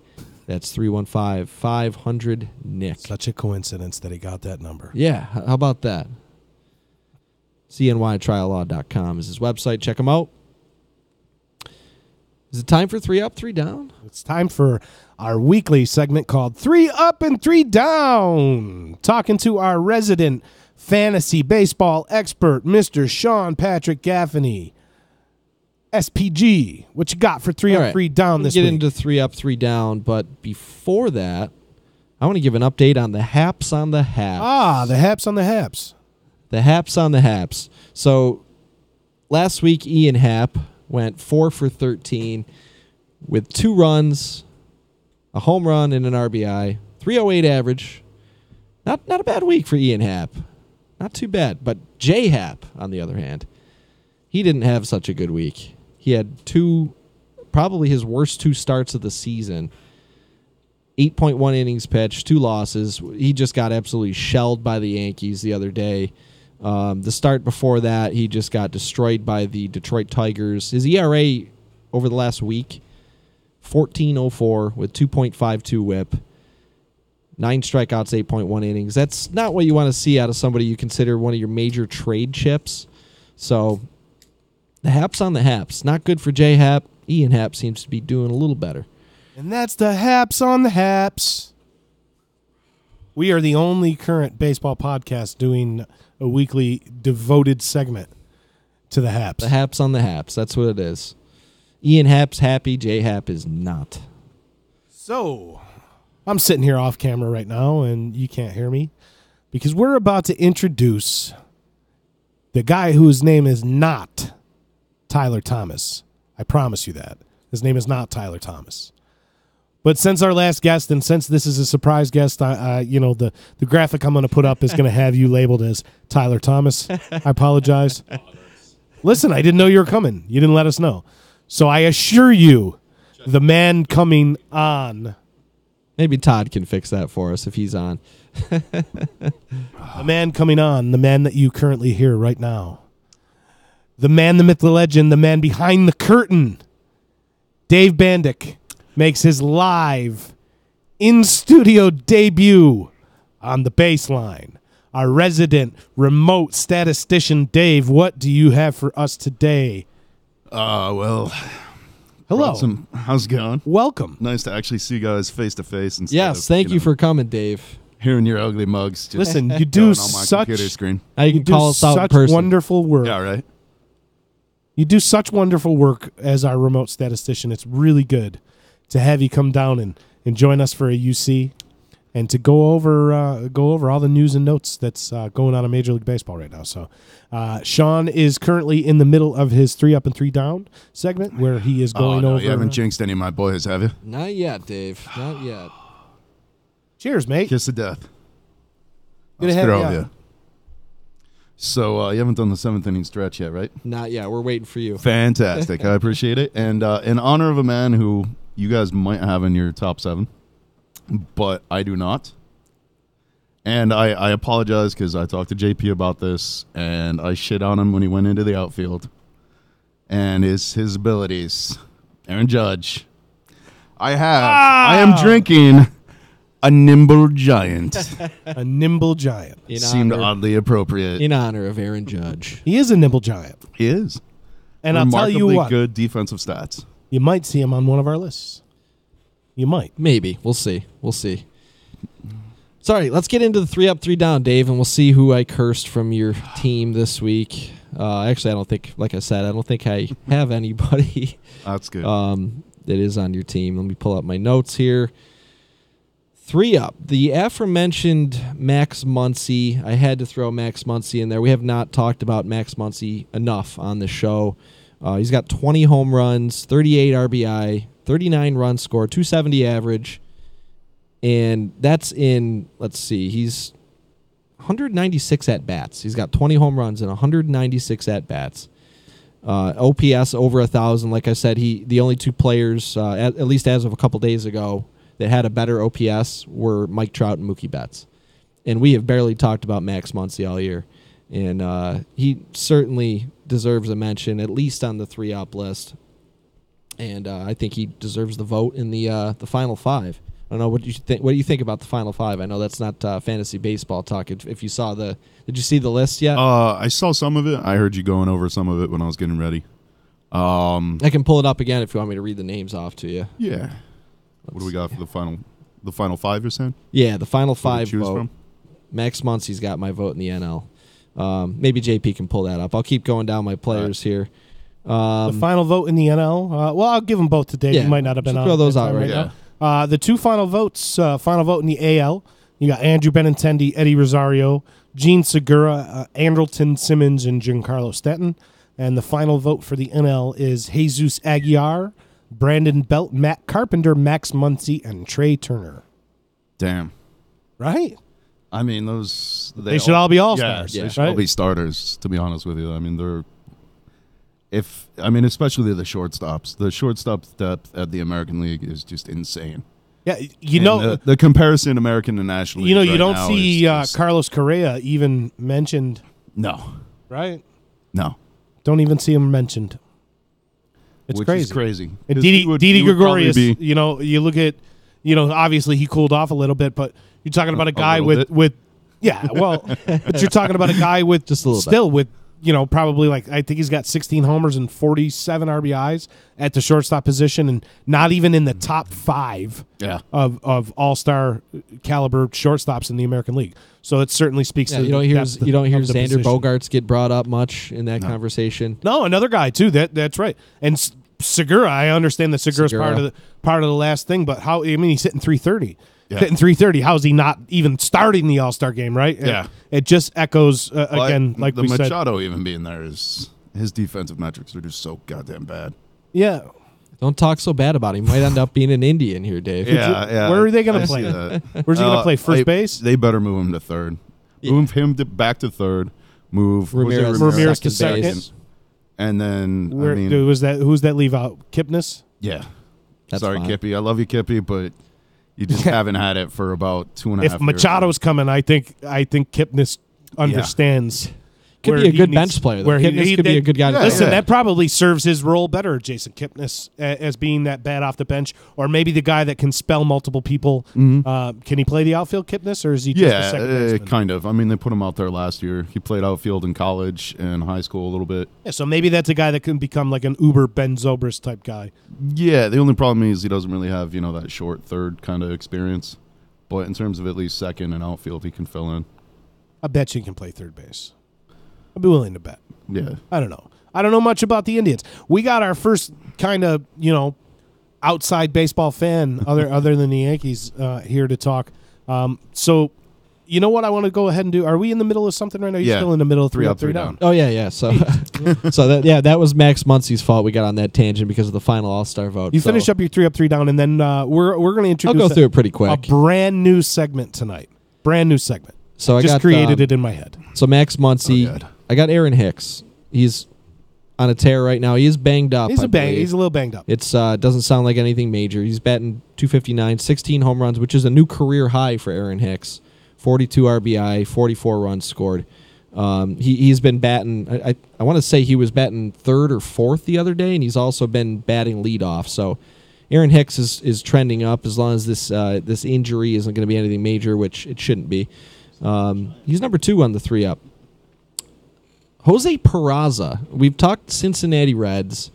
We've mentioned the All-Star reserves that they have, the 3 guys in the All-Star game. Jose Peraza is having a pretty good year, and we've talked about guys where you're 1 year off on, which Mitch Haniger is a major one for me. I had Mitch Haniger all over the place last year, and he got hurt and kind of fell off. Got off to a good start, was looking good, and then his season fell apart. And Mitch Haniger's having an awesome year this year. And Jose Peraza is another one of those guys. Mitch Haniger's not the player I'm talking about, Dave. Still close enough, man. Maybe if I say Mitch Haniger 3 times, he'll get cursed too. It doesn't work when I talk about Edwin Diaz, though, and Greg Kimbrell. It just does not work. No, it worked in reverse because it happened to roll as Chapman. Yeah. Oh, yeah, but you're not really that broken up about that, considering the first place team has him. It's been ranking up. So listen to me. You kind of jabbed at me this morning with a text message, Dave, about whether or not I was taking the entire Yankees bullpen. But I don't know if you happen to see what happened today. Chad Green got the win and David Robertson got the save. So, Chad Green on your bench, though. Chad Green was on my bench. Mm-hmm. I guess that was kind of pretending like I had him going. I did not, but he did grab a win. As per usual, the only guy of my 4 high quality closers that got a save today was on my bench, without fail. Always. Yeah, we were talking about that. What was it, last week? We were saying managing those relievers when you got more than 3 good ones there, when you got to keep track of how many days in a row they've gone and all that. That can get tricky sometimes. And just when you think you've got it figured out, one of those managers throws you a curveball and throws somebody out there for a 3rd day in a row, or 4th day, or 4th day in a row. The Vulture Save Watch. It's one of my favorite things. Yeah. But I will give myself credit. The Lord giveth and the Lord taketh away, though I will say, because Jared Hughes bit me in the arse yesterday. Dave and I both got kind of nipped by Cleveland or by Ohio bullpens, the state of Ohio. God, cost me 2 wins. And an Indians a lot. But I have been I've been relatively successful with Vulture saves this year. I've been doing really good with them. So I punted saves during the draft. I kind of knew that well, we pretty much all did. Because Fred one guy picked all of them. All of them, yeah. I had Knable, but he was out then for he got so hurt. long. So the one guy that I did draft is on my team. Is now on Dave's team. The best one I drafted got if you draft an Indian for domestic dispute, the asking price automatically goes up for an Indian in our league. Automatically. That guy, I don't know. I've given him some Indians at a pretty good rate. Yeah. He just wants them. Just because I have the catcher, the first baseman. I had the second baseman before I finally. You got more than that. Oh well, you dropped third baseman, dropped left fielder, 4 out of the 5 starters, and the closer. I might have a couple. You changed your name. I did, and then that's when my team went from 1st or 2nd down to 8th. And for a little while, you changed your name. Speaking of name changes, Dave's name is rightfully under his video feed on our webcast now. You can thank you, Todd. Overlord Todd. Thank you, Todd. Thank you, Todd. So I got Jose Peraza as my 3rd 3-up, and getting into the 3 down. We did the Haps. These are guys Haps. You want to stay away from right here, folks. We did the Haps on the Haps, and J Hap is on my 3 down list. Just a little over a week ago, you look at his overall numbers, and they actually looked pretty good. He was having a pretty good year, and then just 1 week. If you're the Toronto Blue Jays, you got to pull him back there and not let him make that start against the Yankees. Even so, if he goes on to a contender, he can turn that right back around. One bad start against the Yankees. No, absolutely. It's are just a pretty damn good team. Yeah. The main trade candidate or trade partner candidate that you had for J Hap. Right. He gave the world's worst audition for that team. Yeah. J Hap. So, although if you got to be weak against only one team and it's a team you're going to be traded to. The team you're going to, yeah. That'll help. It's not like you got blown up by the Orioles or something. The Yankees scouting team, I'm sure, has been all over. And I don't think that it's going to be a 1-for-1 guy or a 1-for-2 prospects or a 1-for-3 prospects. I think that you could see some some depth with the traded Yankees back to the scouting Yankees. team. I mean, I heard the Royals moved Moustakas over to first base for some games, which conveniently was exactly the same time when the Yankees scouting team showed up. Well, yeah, I don't know if you were on your way here or not when we were talking about that, but we mentioned the whole Mike Moustakas to first base, Yankees potentially being interested, and the Royals are doing some extensive scouting. I had such hope for you. So do you think that going into any trade at the deadline with the Yankees, any of these junior GMs are going to think that they're going to get screwed by Dave Cashman? Or Dave Cashman. I'm looking at you. Is that the second time? Yes. the second time. Last week, a week ago tonight, J-Hap did get shelled by the Detroit Tigers, too. He gave up 7 runs to the Tigers. They're not good. I mean, they're not horrible. Yeah, they are. They're not the Royals or the Orioles. Yeah, they're a step above them, but that's the Marlins. That's a pretty low bar. It'd be like 25 games out in the AL East right now. Well, they're 9.5. Well, no, but at the same 11 time, games out in the West, or in the Central. The Central is obviously a rebuilding division, so what they've done in Detroit is actually kind of impressive because they basically. I'll believe it's a rebuilding division when these trades get made. Because right now it is an old and decrepit and broken down division from the Royals. Everyone the Royals should have started the rebuild last year. I mean, let's be honest. The Royals shit the bed in that. They're like, oh, well, we vaguely have an outside chance of making the playoffs, maybe. So they didn't trade anybody, and now they ate all those contracts. They didn't get a single prospect in return. No, and you lose. You lose people. The only, it baffled me that the only 2 that they decided to go and get were Escobar and Moustakas were the 2 that they grabbed out of those guys that they had. It might not have been their choice. They leave Locaine. Well, I think Locaine would have signed. Maybe. I think Eric Hosmer would have signed. They also lose, but I don't think that. I think Moustakas was probably a higher target than Hosmer was. The Royals lose out on draft pick compensation by re-signing him too. Yeah, so. But I mean, we'll see what they can get. We'll see what they can get this year. I mean, Hosmer. I mean, you got.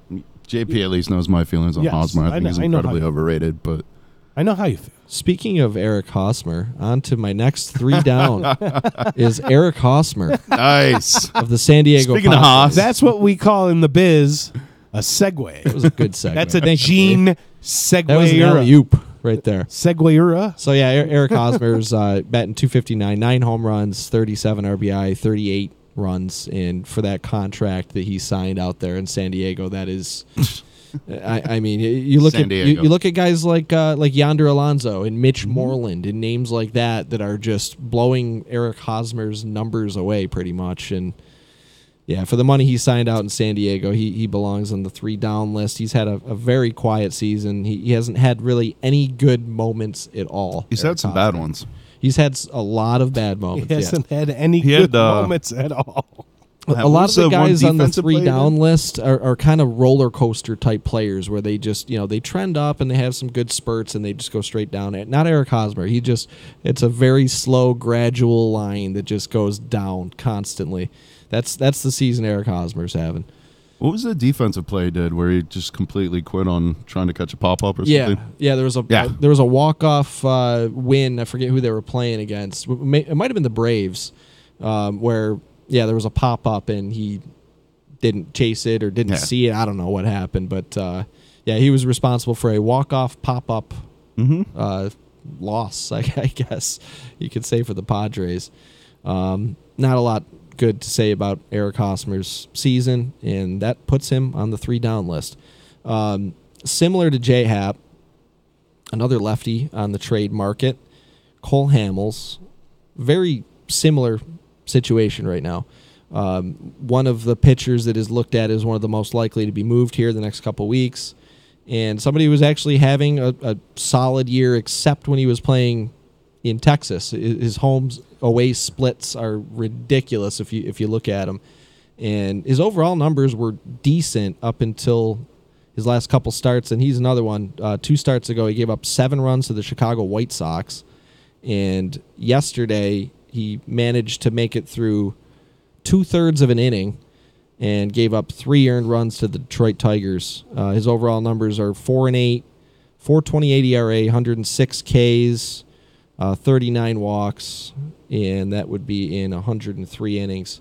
So, everything we said about Hap, you can pretty much say about Cole Hamels, except Cole Hamels does come with some postseason experience at least. But I don't know. He's not somebody I would be very comfortable with as a contending team, bringing him in, expecting a playoff push. I mean, you're really gambling that you're hoping that there's like a glimmer of hope that he's like Cole Hamels of like 3-4 years ago.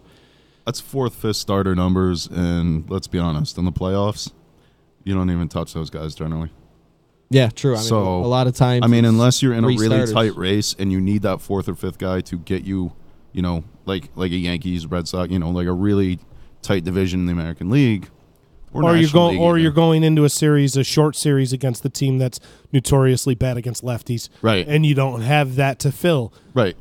That might be the various situation. It's not like you're looking at a number 2 or number 3 guy. Not anymore.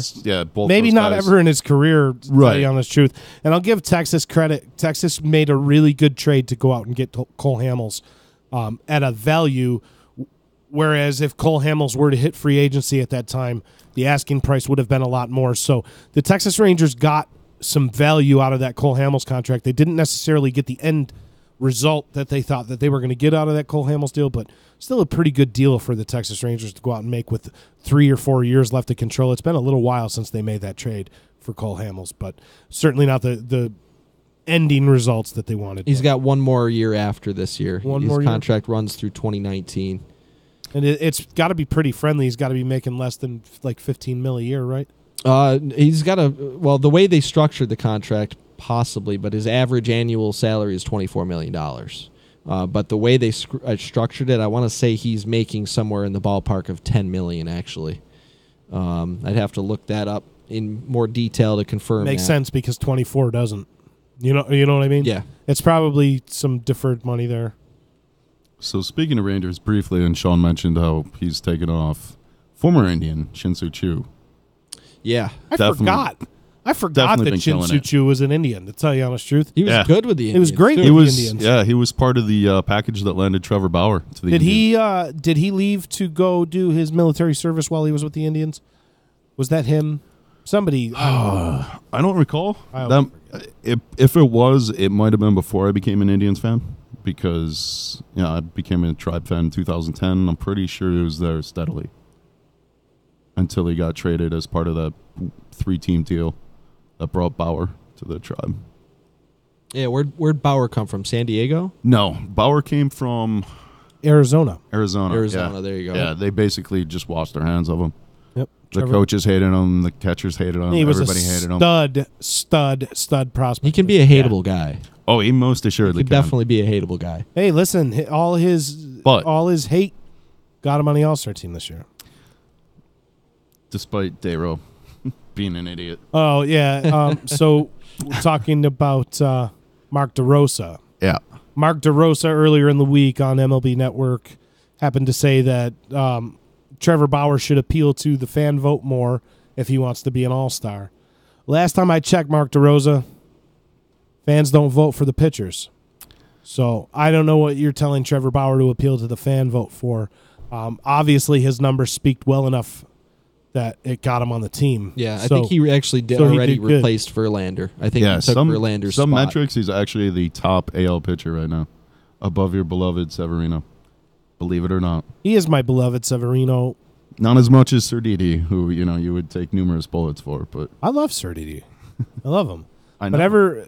Listen, I cursed him with the trade, Dave. I cursed him. I want to trade him back so he's better.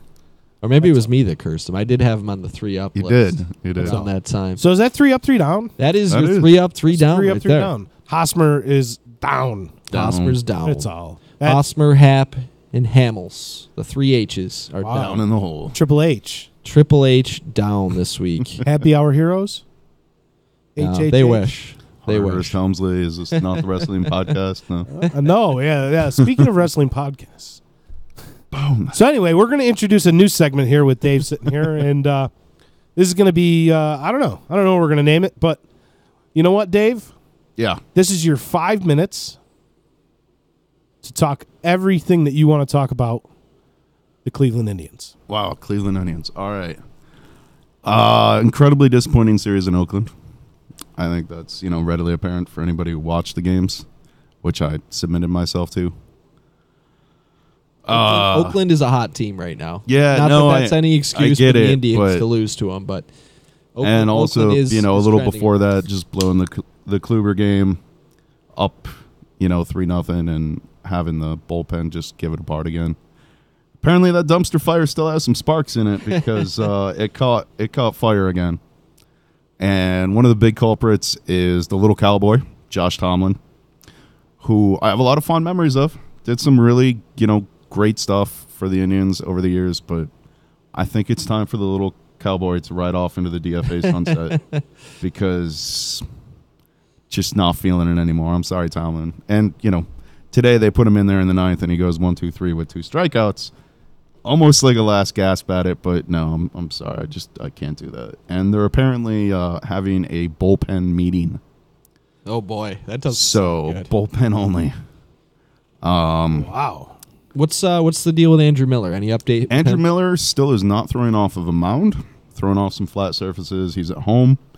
Because they're in the AL Central, they have the ability to rest up anybody and everybody they want and still make ground, which is really nice to have. Yeah, that is a nice luxury to have. Yeah, as I look at 2 Yankee fans who are in, the life or death struggle with Boston. On pace for 108 wins and still 2 games back of first place. Yeah. I mean, they have roughly the same record they had last year. I don't think they're going to go on a 20-plus game winning streak or even a 10-plus game winning streak this year. Not with the bullpen the way it is. No. Because that's the most important part or piece in going 20. Yeah. Timely hitting, okay, clutch runners in scoring position, moving runners, those type metrics, okay? I kind of wonder. That's how you do the 20-game thing. Yeah. But the bullpen is a big part of it. Certain players back from Colorado who are doing terrible for a used bag of balls or something. Yeah, maybe they could make a trade there, get Shaw back. Listen, we've already talked kind of on the show. Colorado's streaking. Yeah. I don't know how many pieces Colorado's going to want to be getting rid of. Danny Salazar being done for the year, too. No hope of him coming back this year. No, I mean, he hasn't really done anything in about 2 years now, which is crazy to think about. But it's right now they're going to do some exploratory surgery, try to figure out what's wrong with them. And as I said, any pitcher, basically, if you do exploratory surgery, you're going to find all kinds of craziness. It's just the way it is. Their bodies are under so much strain and, there's so much little damage over time. Hopefully they find something because when he was on, he was amazing. And he was Mike Clevenger before Mike Clevenger was Mike Clevenger. Yeah, pretty with much. Even more speed. And so if they can figure out a way to get Salazar back next year, last year, that would have helped too. But, they next could year. Go back in time. Yeah, if they could go back in time and not start Kipnis in the outfield and, get rid of the yips for the third baseman. So who's now at Toronto. Yeah, it would have been a lot What better, is on the horizon? On the horizon, they're running into the issue of after this year, Cody Allen and Andrew Miller are free agents. And how about Andrew Miller's value just tanking coming into his free agency season? Still signed to a really friendly contract. Yeah. I understand that he's underperforming on that contract now. Right.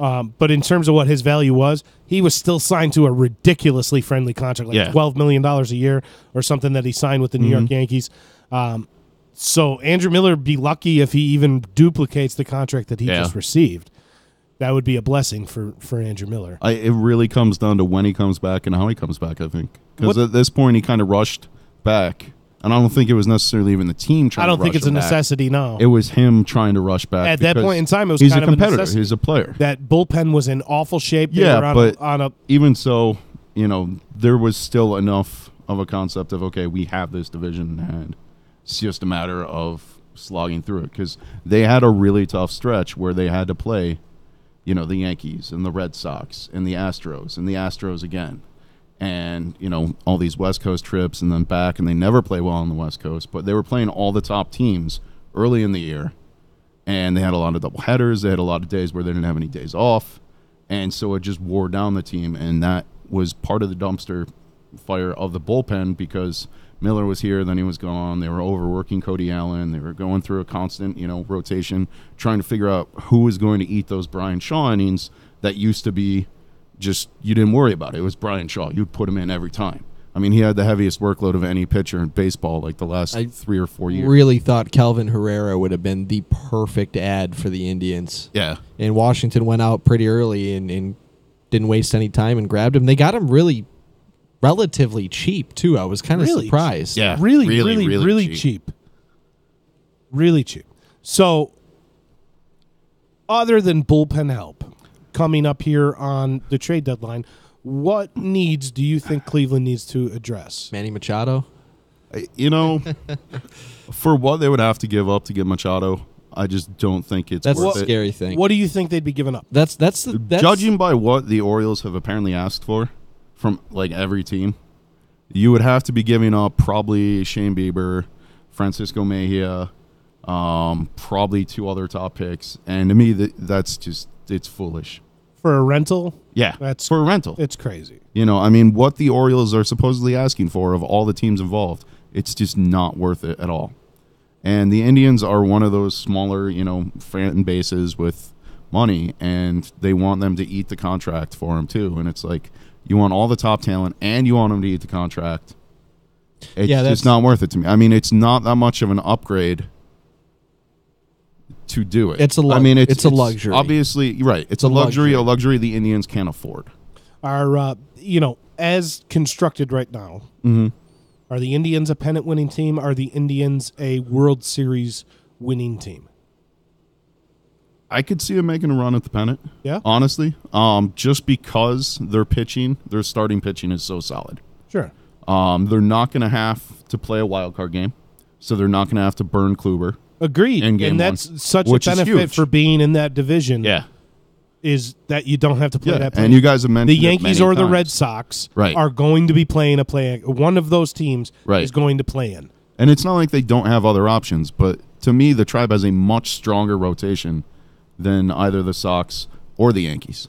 So if one of those two has to burn their top pitcher, just to then probably face Cleveland, who's probably going to I agree with you, actually. I think the only other AL team that you can really put in the conversation is Houston. Yeah. Right.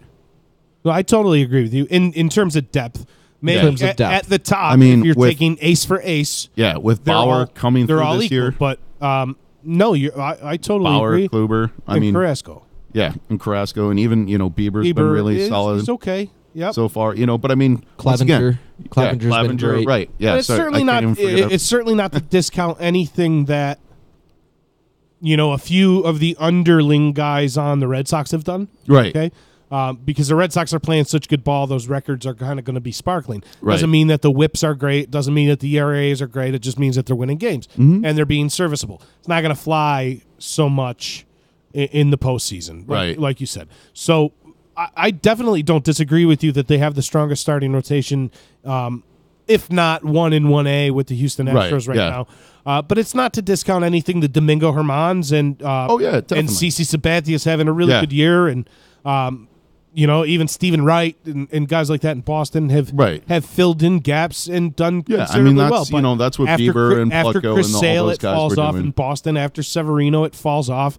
Not to say that the guys underneath Severino and Sale are not worth their weight in salt. Like, it's not to say it, but it's probably certainly a big fall off. It's probably all a moot point anyway coming into the trade deadline. I mean, you look at the move that the Astros made last year to get Verlander, and it just changes. The way they. But is there a Verlander on the board right now? Is that Jacob deGrom? Because you look at the haul that Detroit got back from Houston for Verlander, and it was not what you would expect to see Jacob deGrom going for. Obviously he's younger and he's not past his prime. Yeah, for sure. Will be a for huge sure. factor. But again, so quick question with the Verlander, what do you guys think about those late post trade deadline trades, more or less? If you want the guy to not be traded, claim him on waivers. Yeah,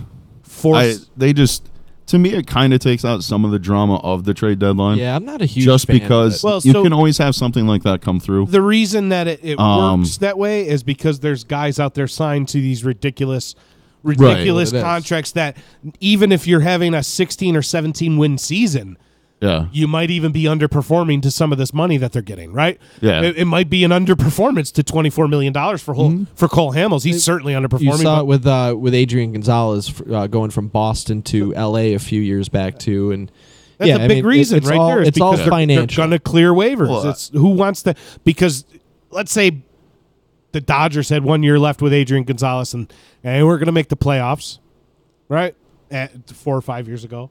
And he signed to this ridiculous contract, and somebody does claim him on waivers. The Dodgers can say, okay, sayonara.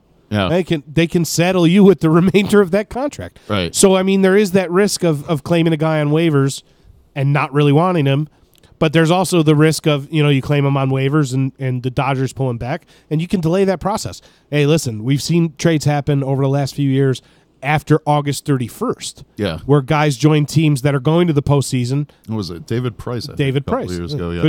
Couldn't go. Went to the Tigers. Went to Pissed the me off mightily. So we've seen it happen before. Yeah. I don't know. It's inside of the rules. Yeah, So, I mean, it does it take away from the stigma of the trade deadline? Sure, it does. But the trade deadline is an open, right, non-waiver trade deadline, and then they do have waivers. So if a team wants to play the chess match, I suggest that they go make a claim. I mean, I get the on the concepts waiver. behind it and the rules behind it. I know you do. to me, if a team wants to play the chess match, that's the way that you combat it. It just kind of cheapens the feel. Hey, listen, it bit the Yankees. The awesomeness of the trade deadline, where it's all this intensity built up and I agree. and then it moves. And, 3 or 4 weeks counting later, you down got a guy like to the end Verlander of on it. the move. Yeah. No, I agree with you, and I totally hear what you're saying. But it's part of the rules, and you kind of got to deal with it for now. Yeah. You might not see that going forward, but the non-waiver trade deadline is kind of huge. I love it. I do. It's a great day. It's a great day, mainly because Brian Cashman goes out and absolutely owns other GMs. He does. He just does. I still can't believe the haul they got for Aroldis Chapman. And listen, signed him back. That's so year. dumb. 3 trades. Like, unbelievable. I mean, the Chapman trade, the Miller trade, and the Beltran trade that season brought them back Justice Sheffield, Billy McKinney, Clint Frazier, Gleyber Torres. Yeah, Justice Sheffield. Dylan Tate. Yeah. All in those trades. So, I mean, but what the Cubs gave, I mean, okay, it broke the curse. They won the series. Yeah, it was kind of beat my beloved tribe, but still, it was a unique scenario because of the Cubs curse and them just going for it, and Aroldis Chapman was a pretty unique asset to have available for trade at that point, for a team like Chicago who was just putting all of their chips in to finally break the curse. But yeah, I agree completely that as Yankees fans, we're not used to our team being in that position, and I was all about it that year. I was pretty excited, and they still they won 86 games that year. Yeah, as the amazing Tom Hamilton, Indians broadcaster, always quips, most teams go through rebuilds. The Central's going through a rebuild. They're like, hey, the Yankees went through a rebuild. It was a month and a half. Yeah, that's fair. And all by trade. It wasn't the rich getting richer. It wasn't the rich going out and buying things. It was just all being shrewd. It's how they won in the late 90s. So I'll give you one last quick thought. The Cleveland Indians don't win. Mm-hmm. Who wins? Who wins? The ALCS or the series? The series. The series. It's going to be an NL team. I know it.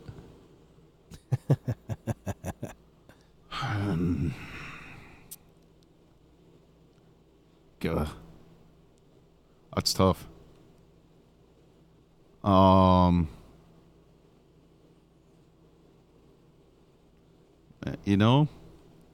Yankees. Just with the depth, yeah.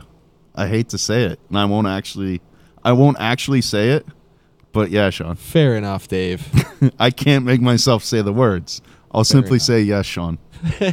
With the depth that they have, their ability to trade some of that depth that they want here at the deadline and bring in even more pieces, another starter, whatever they want. I mean, they brought up Clint Frazier to, audition him for trades. Yeah. I mean. Yeah, they're not being shy about that. Yeah. They're bringing Clint Frazier up any chance they can get. Tyler Wade is up this week. Yeah, I mean, they're so damn stacked. I mean, injuries. Brandon Drury spent most of the season in AAA this year. Yeah, injuries or 15 a guy like homers Bird. and 60 RBIs at the major league level last year. He's in AAA. Yeah, Bird not performing. Oops, who cares? Yeah, throw the next guy in line because he's under even better. He's under organizational control. Yeah. And that's important. You got a guy Torres for gets hurt. Oh, we'll put in the guy we were gonna have be the starter. Yeah, you got a guy under control for $400,000 a year now. You're right. It doesn't matter if Greg Bird's underperforming there. Not at all. So I'm glad you said that. I'm glad you because in a roundabout way, in a roundabout kind of way. So we're just about finishing up here. We're going to get to our 7th inning stretch right now, but before we do that, Sean has to send out some pay the bills sponsorship, right? Are we at another sponsorship? I think we're at a car dealership, no? We do, yeah. And if you need a new car, we got just the people to go see, and that's Steet Ponte Volkswagen. Stop down to their showroom at 5046 Commercial Drive in Yorkville, New York. See why it's easy to do business with Steet Ponte Volkswagen. And check out their website at steetpontevolkswagen.net. And tonight's 7th inning stretch is brought to you by Steet Ponte Volkswagen. So that's that. You want to explain what our topic is? I think we teased it a little bit earlier, and we put up a post in the Facebook feed. But tonight's and anybody actually, listening, give them a heads up. I got on a comment here pinned on the comment section. So tonight's 7th inning stretch. Each week, Sean and I like to rank, whether it be the best at something or the most prolific or the best uniforms or whatever we decide. We give a 7 list each week for our 7th inning stretch before we close out the show. And this week, no different. We're going to go over our top 7 defensive players in the game today. And I'm sure that Dave is going to have some input on some of that as we go forward. But right now, we're going to, in no position, no order, no nothing like that. So quick we could have 7 shortstops here. Because I did not know the topic before I was in a rush, I'm going to be stat boy in person. Okay. That works. And so I have listed. You can trash our picks in person. I have listed with the more advanced metrics, if you will. The defense, DEF, which is basically like defensive WAR, which is fielding runs plus positional adjustment, and then UZR, the top 7 lists from both of those. Defensive runs saved at UZR. So, okay. Yeah. So I have the listings of both of those top 7. So you can fact check us. Yep. Outstanding. This is perfect. I'll just say names and you can talk about them now. Yeah, I'm totally in agreement with it. And I'm going to throw a monkey wrench into this whole thing for him with my first pick. So starting at number 7 for me of top defensive players in the game today, I'm going to go with a pitcher. I'm going to go with a pitcher out there in Arizona. The winner of 4 consecutive Gold Gloves, Mr. Zach Greinke. Ooh, good one.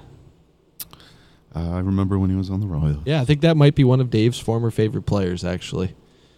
No? Am I right? Social anxiety. Okay. Maybe not favorite, but one of his definitely favorites. during my Royals days, he was one of the few bright spots. So in addition to being an all-star a bunch of times, 2 ERA titles, a Cy Young Award, he's also got 4 Gold Glove awards and a Silver Slugger. All right. Yeah. Just wanted to throw that out there. He loved to hit. That was did. one of the reasons he wanted to kind of go to the National League. Yep. He raked when he was in LA. They did, divisional games. He would always be like, I want to pitch because I want to hit. Yeah. So Zach Greinke. My number 7. Start my list with a player that is not only one of the best defensive players in baseball, but he is one of the best hitters in baseball, and that is Mookie Betts of the Boston Red Sox. What do you got on him, Dave? Anything good? Left him off. Well, he is in neither the top 7 for DEF nor UZR. He is the Gold Glove winner the last 2 years. He's got 2 Gold Gloves. It is overrated, I agree, but it's still a worthwhile stat to mention. Yeah. It doesn't get into much sabermetrics per se, but that's why I have him at 7. I don't have him a little higher up the list, but Mookie Betts. And part of that is because of how many times as a Yankees fan, me and JP were talking about it, and you're going to hear some more names that we kind of threw into this bucket too, but for how many great center fielders or outfielders there are in the AL East. And you can count Jackie Bradley in that too. You can throw Jackie Bradley right into that conversation. How many times I've just seen these guys around the AL East just completely rob extra base hits just on a regular basis. So Mookie Betts, from all the hits he's robbed from my New York Yankees, I'll give him respect and throw him in at number 7. So at number 6, you want me Sean, to do 7 for 2? 7 for the 2. DEF, number 7 is Marcus Semien, and UZR is Jose Iglesias. Jose Iglesias. I'll continue. Pretty. Yeah, I like this. You can keep kind of going down that list. I can. So my number 6, as Sean with the segue of AL East outfielders, I'm going to go down there at Tampa St. Pete. I'm going to go with a 1, Kevin Kiermaier. I've seen him make enough plays against the Yankees alone to constitute being on this list. Not ranked. Not ranked. Top 7. Well, he's missed a huge portion of the season, too. Yeah. 2-time Gold Glove overrated award winner. A platinum glove winner, Kevin Kiermaier, center fielder, Tampa Bay Rays. It's my number 6. Who you got? None of our guys are going to be on the list. It's going to be some guy. No, you're going to have some guys on there. I hope I have at least 1 or 2 of them. My number 6 is Brandon Crawford, all-star, starting shortstop of the San Francisco Giants. What do you got, Dave? You got anything? Not on the list. Not on the list. Nope. Wow. Not on the list. I don't know how he's not on the list. No. But these are just raw numbers, so I can't argue with them.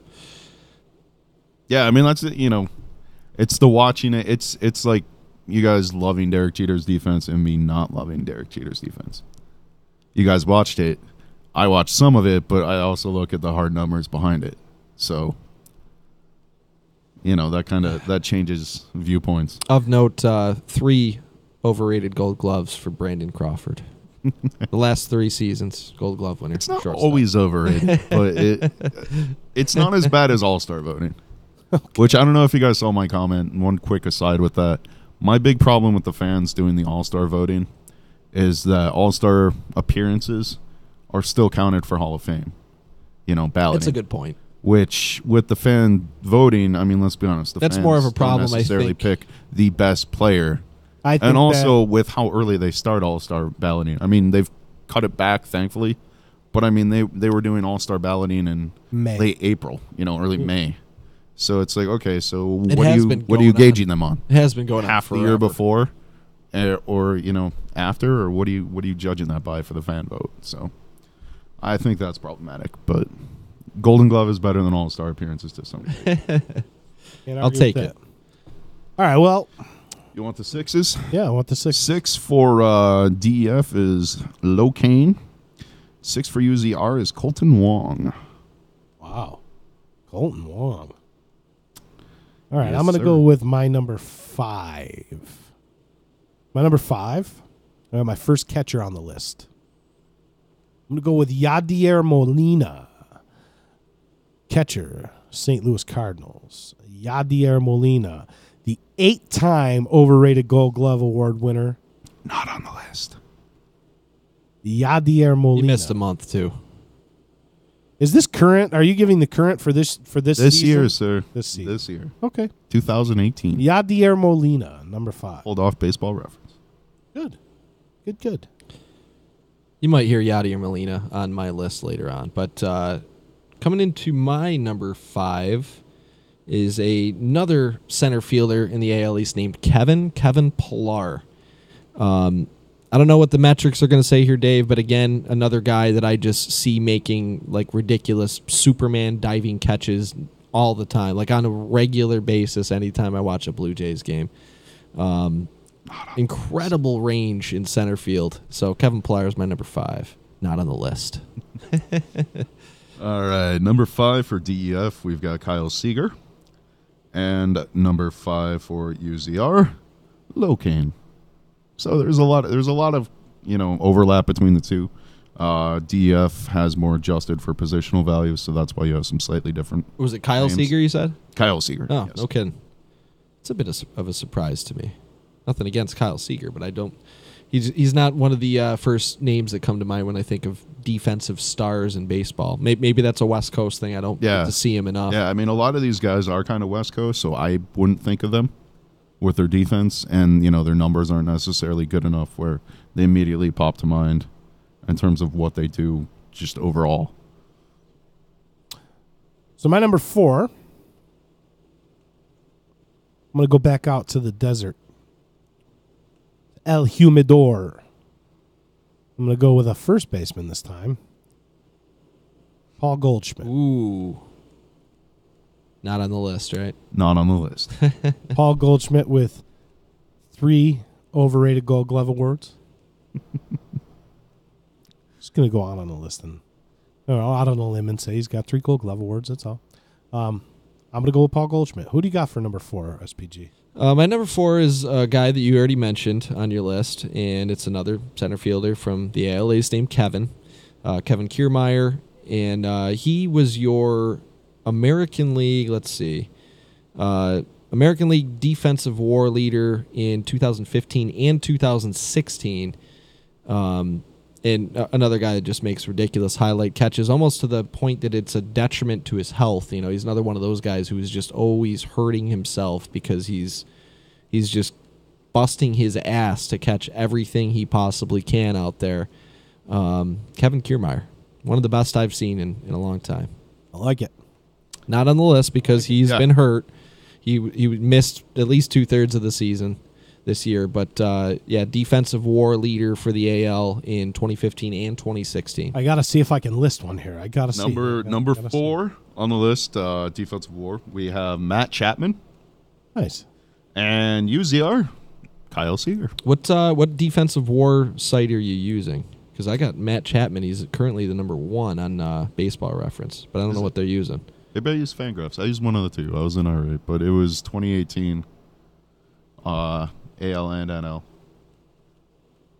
Well, maybe I can list one here. Maybe I can get one. I'm confident that I have one of them. I'm going to go with a guy. You know what? Well, Go ahead. Is it defensive WAR or is it DEF, which is a different stat? I got D-WAR. Yeah, no. It's kind of based off of how they make WAR, but it's DEF, which is a slightly different stat. Which for anybody listening who doesn't understand that, there's so many crazy ass stats. The definition of defensive WAR is a defensive measure of wins above replacement, but given only to the defensive stats of his player and his position adjustment. So that's the explanation if nobody's familiar with us talking about D-WAR and defensive WAR and all these other sabermetric stats. War. Make defensive WAR. So this guy... Number 3, come on, JP, you can do it. You can do it. This guy here has no overrated awards. So he's probably going to be the first one on my list. Or probably the first one that does list. Yeah, he'll be on Dave's list, I bet. Second baseman, shortstop, / for the Chicago Cubs. Javier Baez. Not on the list. Wow. Ooh. I don't know if I just have AL. Javier Baez. I thought I put all MLB, but I cannot stand him at the plate. We've been well documented on that. Cannot stand him at the plate. got him. But I like Javi Baez playing defense. So that's my number 3, Javi Baez. My number 3 is Yadier Molina. You mentioned Yadi already. Several Gold Gloves. I believe he won. I could be wrong. I'd have to pull up his name to confirm this. But I believe he won 8 overrated Gold Gloves in a row. Am I correct in that? Does that sound right, Dave? You would probably know, right? He's got 8. Sounds reasonable. I think He's won got them all in a row. I think he won all 8 of those in a row. All of them in a row. He is also... Lost out to Tucker Barnhart maybe last year, I believe. He is also, going by the defensive WAR stat that I was just referencing, he is 25th all-time in defensive WAR at 23.7. So I got Yachty in there as my number 3.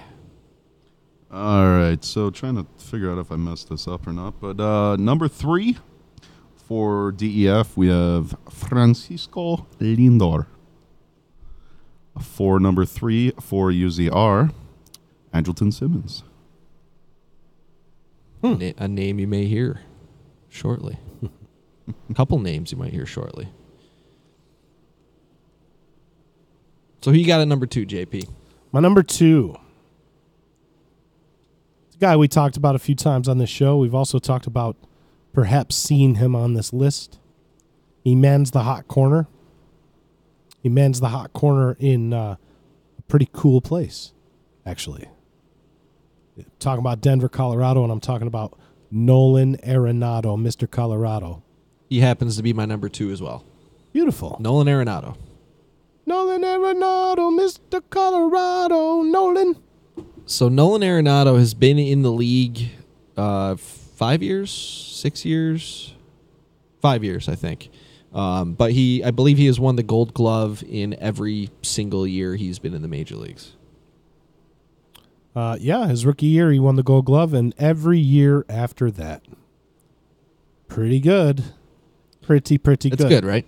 Yeah, it's good, right? 5-time overrated Gold Glove winner. Does he list? Does he list, Dave? Sorry. It's Arenado? okay. Yeah. Nope.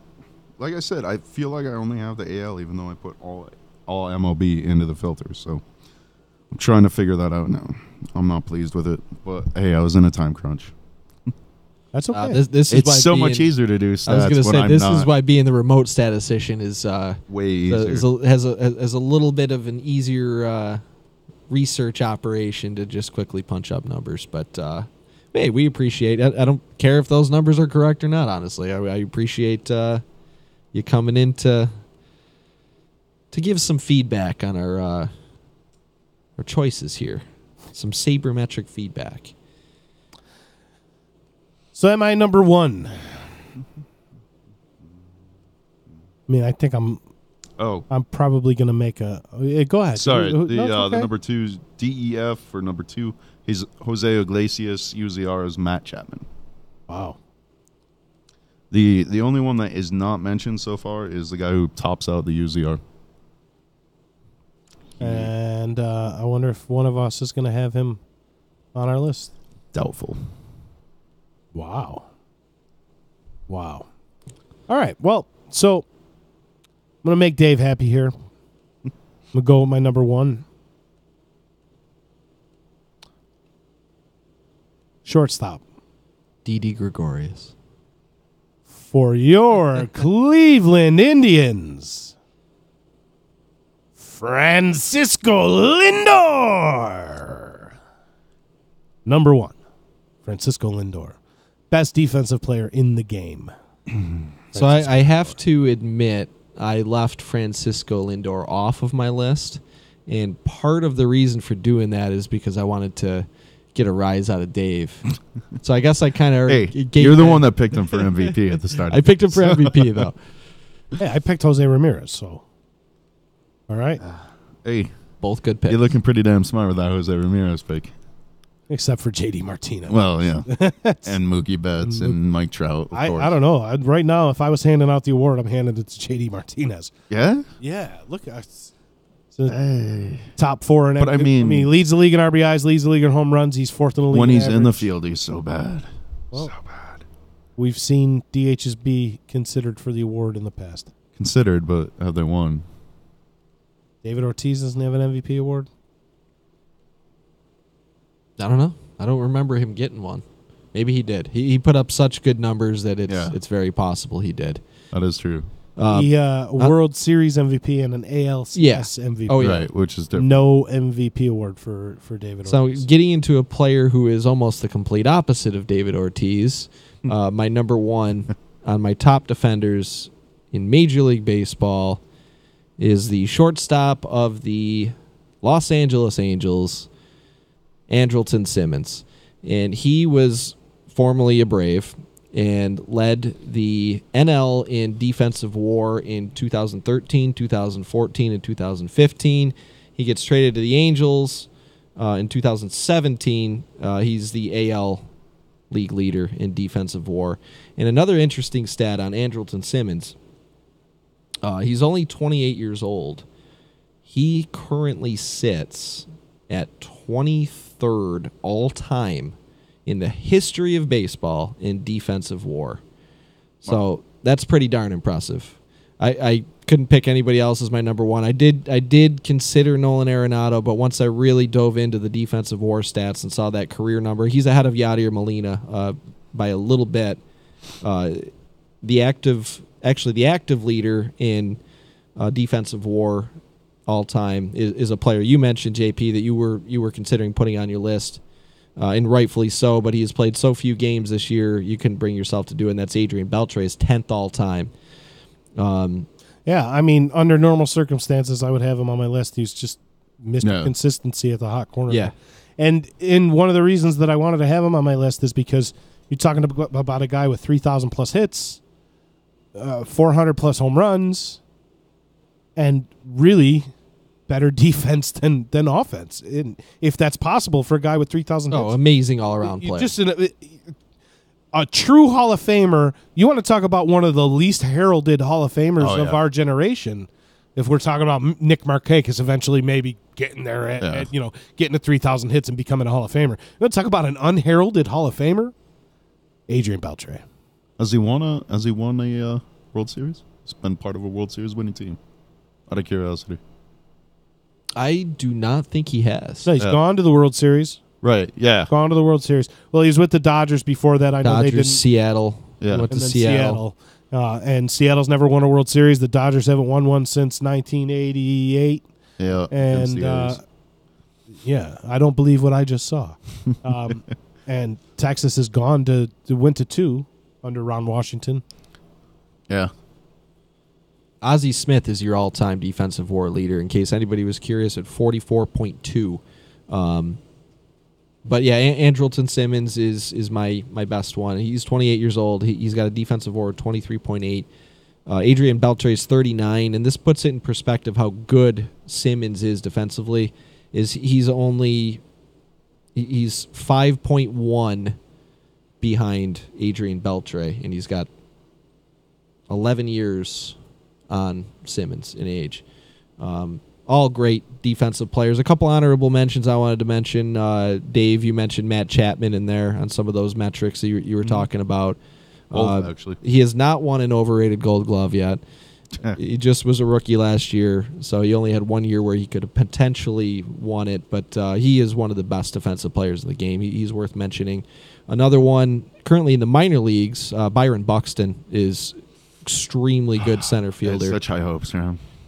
Yeah, I thought know. he finally put it together at the end of last year. He's done that a few times, too. know. Last year was probably the biggest glimmer of hope that there has been. I mean, he looked amazing at the tail end of last year. But he's currently in the minor leagues trying to get his hitting in order to make it back to the majors. But defensively, man, he's one of the best already defensively. So he's going to have a place in baseball no matter how he turns out. Even if he's a bust, he's always going to have a spot on somebody's roster because he is such a good fielder. He's also been injured off and on. He has. He's had all sorts of issues. Bad luck, too. Strikeout problems. He's had a lot of bad luck. And he's still young, too. Yeah. He was once considered the best prospect in baseball, and that was really only a couple of years ago. It wasn't too far off. I mean, this year he was having migraine issues, went on the DL because of that. Rehab game, fouls the ball into his toe, breaks his toe, comes back from that too soon, breaks it further, re-aggravates it, and then he went on the DL again, and then got sent down to the minors. It's a sad story. Sad story for the Minnesota Twins this year, not just for Buxton, but Sano and a whole bunch of guys. Jorge Polanco, who was suspended for 80 games, who just came back. They brought in guys like Lomo, who's doing terrible this year after, swinging the bat like a champ last year. Yeah, maybe they'll trade Fernando Rodney to the Indians. What do you think about that one? Shoot some arrows and progressive. I mean, field. closer's pretty set with Cody Allen. I'm pretty happy with Cody Allen, but I don't know if Rodney would be happy as a setup man. I don't see that happening. I don't think he's happy about anything. No, that's true. I mean, you don't get traded as often as he does, unless you're kind of a locker room cancer. But one last guy I want to mention as far as defensive players go is Russell Martin. Good defensive catcher and can play third base. I think, was he playing second base at one point this year too? a really good defensive player. I couldn't find it in me to put him in front of the other guys I mentioned today. And, of course, Francisco Lindor honestly deserves a spot high above this list. But I didn't know Dave was coming in. I was expecting some angry messages. Nice. Thanks, pal. So the last two, just for curiosity's sake, like I said, I think for some reason it's only the AL guys. DF, Andrelton Simmons, and UZR, the outlier here. Probably the only reason he's still employed, especially after the early season he had. Alex Gordon. Wow. Oh, yeah. Yeah. I forgot he was ridiculously good out there. Who I remember when he was one of the top third base prospects in baseball for the Royals. Yep. Oh, yeah, he was one of Jabba Chamberlain's best friends back in the day. Yeah, they both went to Nebraska together. Yep. Mm-hmm. Never panned out, just like the Indians. With So that's it. That's the seventh inning stretch of our top 7 defensive players in the game right now, and we're going to get to one of our favorite parts of the show, the close of the show, and we got to hand out some special awards for the end of our show. If you're not familiar, we like to call people out of the baseline for transgressions against mankind, humanity, and the baseball world. So we're going to start it off with SPG. Who do you want to throw out of the baseline this week? I'm going to throw out a guy who was banned from baseball that was just reinstated, and I want to affirm and confirm that Henry Mejia, you might be reinstated by Major League Baseball, but you are still out of the baseline. You're not allowed back in the baseline. New York Mets relief pitcher, I think he's been suspended for 2 years now. I want to say as of February 2016 is when his lifetime suspension was put into place. And apparently these lifetime suspensions can be appealed after 2 years. And the commissioner of baseball has basically reinstated him and said, "Oh, okay, you can play again." So, yeah, he was suspended for performance-enhancing drugs multiple times. Didn't learn his lesson, and apparently he's allowed to come back and play. So you might be reinstated to Major League Baseball, Henry Mejia, but you are still out of the baseline. Dave, you got anybody that you want to call out of the baseline? We kind of discussed it with our hatred of ESPN and what they do with baseball now, which is obviously I like where this is going, Dave. But MLB Network, you've been slacking off.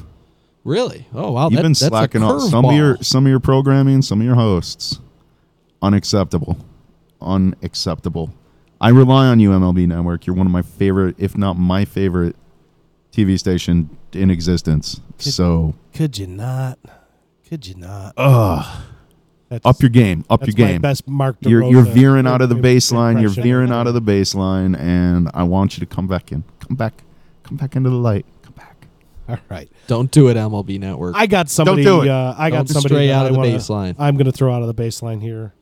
I'm going to go ahead and I'm going to call out the general manager of the St. Louis Cardinals, John Mozeliak.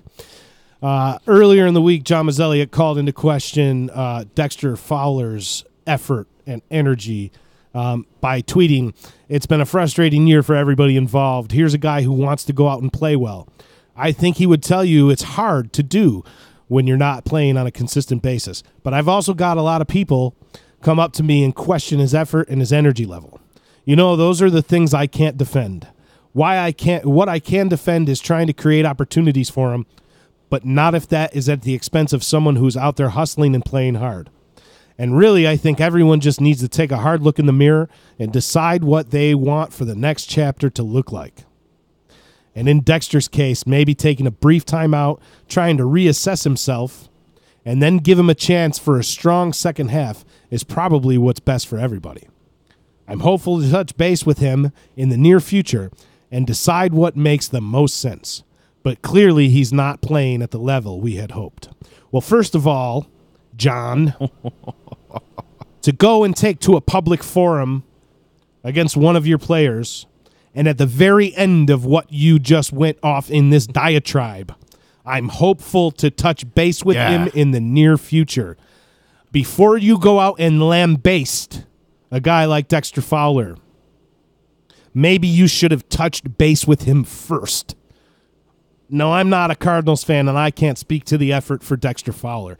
And I can look at the raw numbers, and I can see that there's an underperformance. But you say it in your opening sentence and in your closing sentence. Here's a guy who wants to go out and play well. I think he would tell you it's hard to do when you're not playing on a consistent basis. I'm hopeful to touch base with him in the near future. Maybe we should echo what Buster Olney has said about you, John, that maybe it's time to be blunt about your performance as the Cardinals GM. So, Fair John enough. Mozeliak, you are out of the baseline. A couple quick follow-up notes on that, and not to say, well, you put this on social media. He goes on Twitter and he does this. If this is happening behind closed doors, it's one thing. Things like this probably happen all the time. Supposedly there's a rift between Dexter Fowler and Mike Matheny. I Apparently heard about the that GM. Too. Heard about that too. Well, obviously the GM, yeah, right? Yeah, apparently and obviously the GM. But Dexter Fowler supposedly and Mike Matheny do not speak anymore, is what I heard. And again, I don't know how true this is, but there's some reports of this that they don't speak anymore. And yeah, absolutely, the GM should be out of the baseline for taking this to social media and putting comments like that out there. But I found this interesting about Dexter Fowler is he just welcomed, him and his wife just welcomed a baby girl on the 4th of July. And with all this St. Louis Cardinals, Dexter Fowler, rift, and all that, do you know what he named his daughter? If you remember, he won the World Series with the Chicago Cubs a couple of years ago. He named his daughter Ivy. That's fantastic. On the 4th of July. That's fantastic. And I thought that was pretty cool and funny and maybe intentional. I don't know. Another side note to that, Dexter Fowler has come out in the last couple of days saying that he was hurt and disappointed by the comments made by Mozeliak to question his effort, and that former coach with the Cubs, Joe Maddon, really struck a chord with him by reaching out to him and telling him to keep his chin up, and it made a big difference in the way that Dexter Fowler is perceiving things right now. So, you know what, Dexter Fowler, for anybody to get lambasted like that, I'm now on your side, and I'm going to be watching for you to kind of pick it up for the rest of the year. So here's to hoping for Dexter Fowler. But that's it, Dave. What do you think? You're here for the first time. We like to have more to throw out of the baseline. Oh yeah, really quick. Do you really? Listen, we're having a busy night. I do as well. Chicago Cubs prospect Oscar De La Cruz has been suspended by Major League Baseball after testing positive for an illegal substance. He will be suspended for 80 games. Oscar De La Cruz, you're out of the baseline. Out of here. One last quick one for What do me you got, as Dave? well.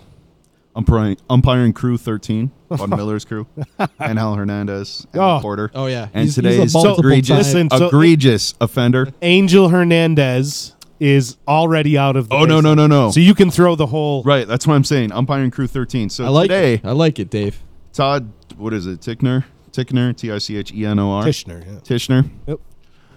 Yeah, he was the home plate umpire today, in the Indians Tribe game.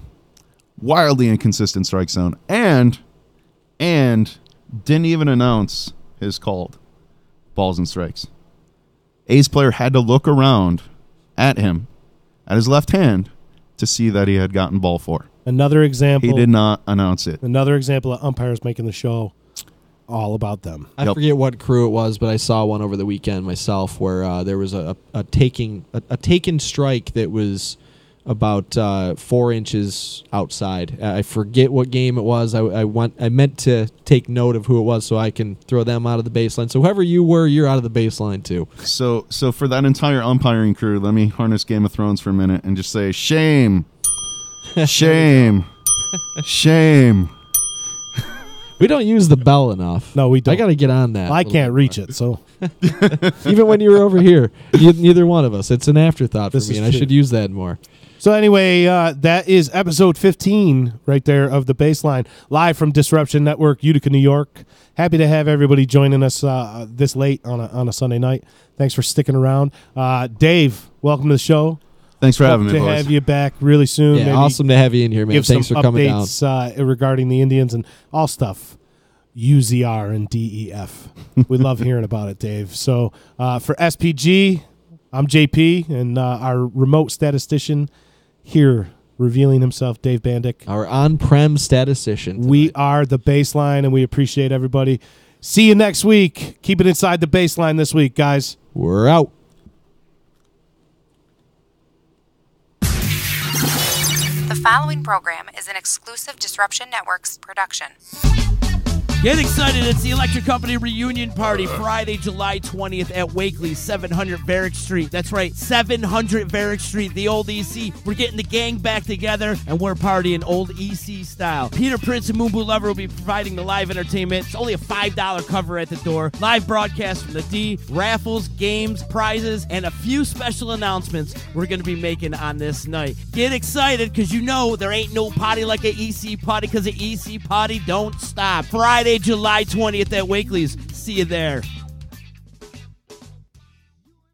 The Property Sisters of the Mohawk Valley was born when 3 top producing agents with over 25 years of combined experience selling real estate joined forces to take real estate to the next level. We practice with honesty, integrity, and the knowledge to help make the buying and selling process easy and stress-free for all of our clients. We pledge to always make our clients our top priority from start to finish and even after the house is closed. We will always be a valued resource for information and assistance for our buyers and sellers. Our customers over the years have become not only past clients, but great friends. As we join hands together as the Property Sisters of the Mohawk Valley, we look forward to serving our clients and our community and making a positive difference. You can reach us at 315-601-9630 for all of your real estate needs. Hi, this is attorney Nick Pasalacqua. The team of attorneys I have assembled at Pasalacqua & Associates has been carefully hand-picked to include the best trial attorneys in the particular areas of the law that we practice. Have you been charged with DWI or any other crime? Members of our team include former assistant district attorneys, now fighting to protect your rights 24 hours a day, 7 days a week. Have you or someone you love been seriously injured in a motor vehicle accident? Members of the team at Pasalacqua & Associates include former insurance defense attorneys, now fighting to ensure that you get every penny you're entitled to. If you need legal help quick, don't waste your time or money calling anyone else. Remember, for legal help quick, you better call Nick and the team at Pasalacqua & Associates. 315-500-NICK or 315-500-6425 or visit cnytriallaw.com today.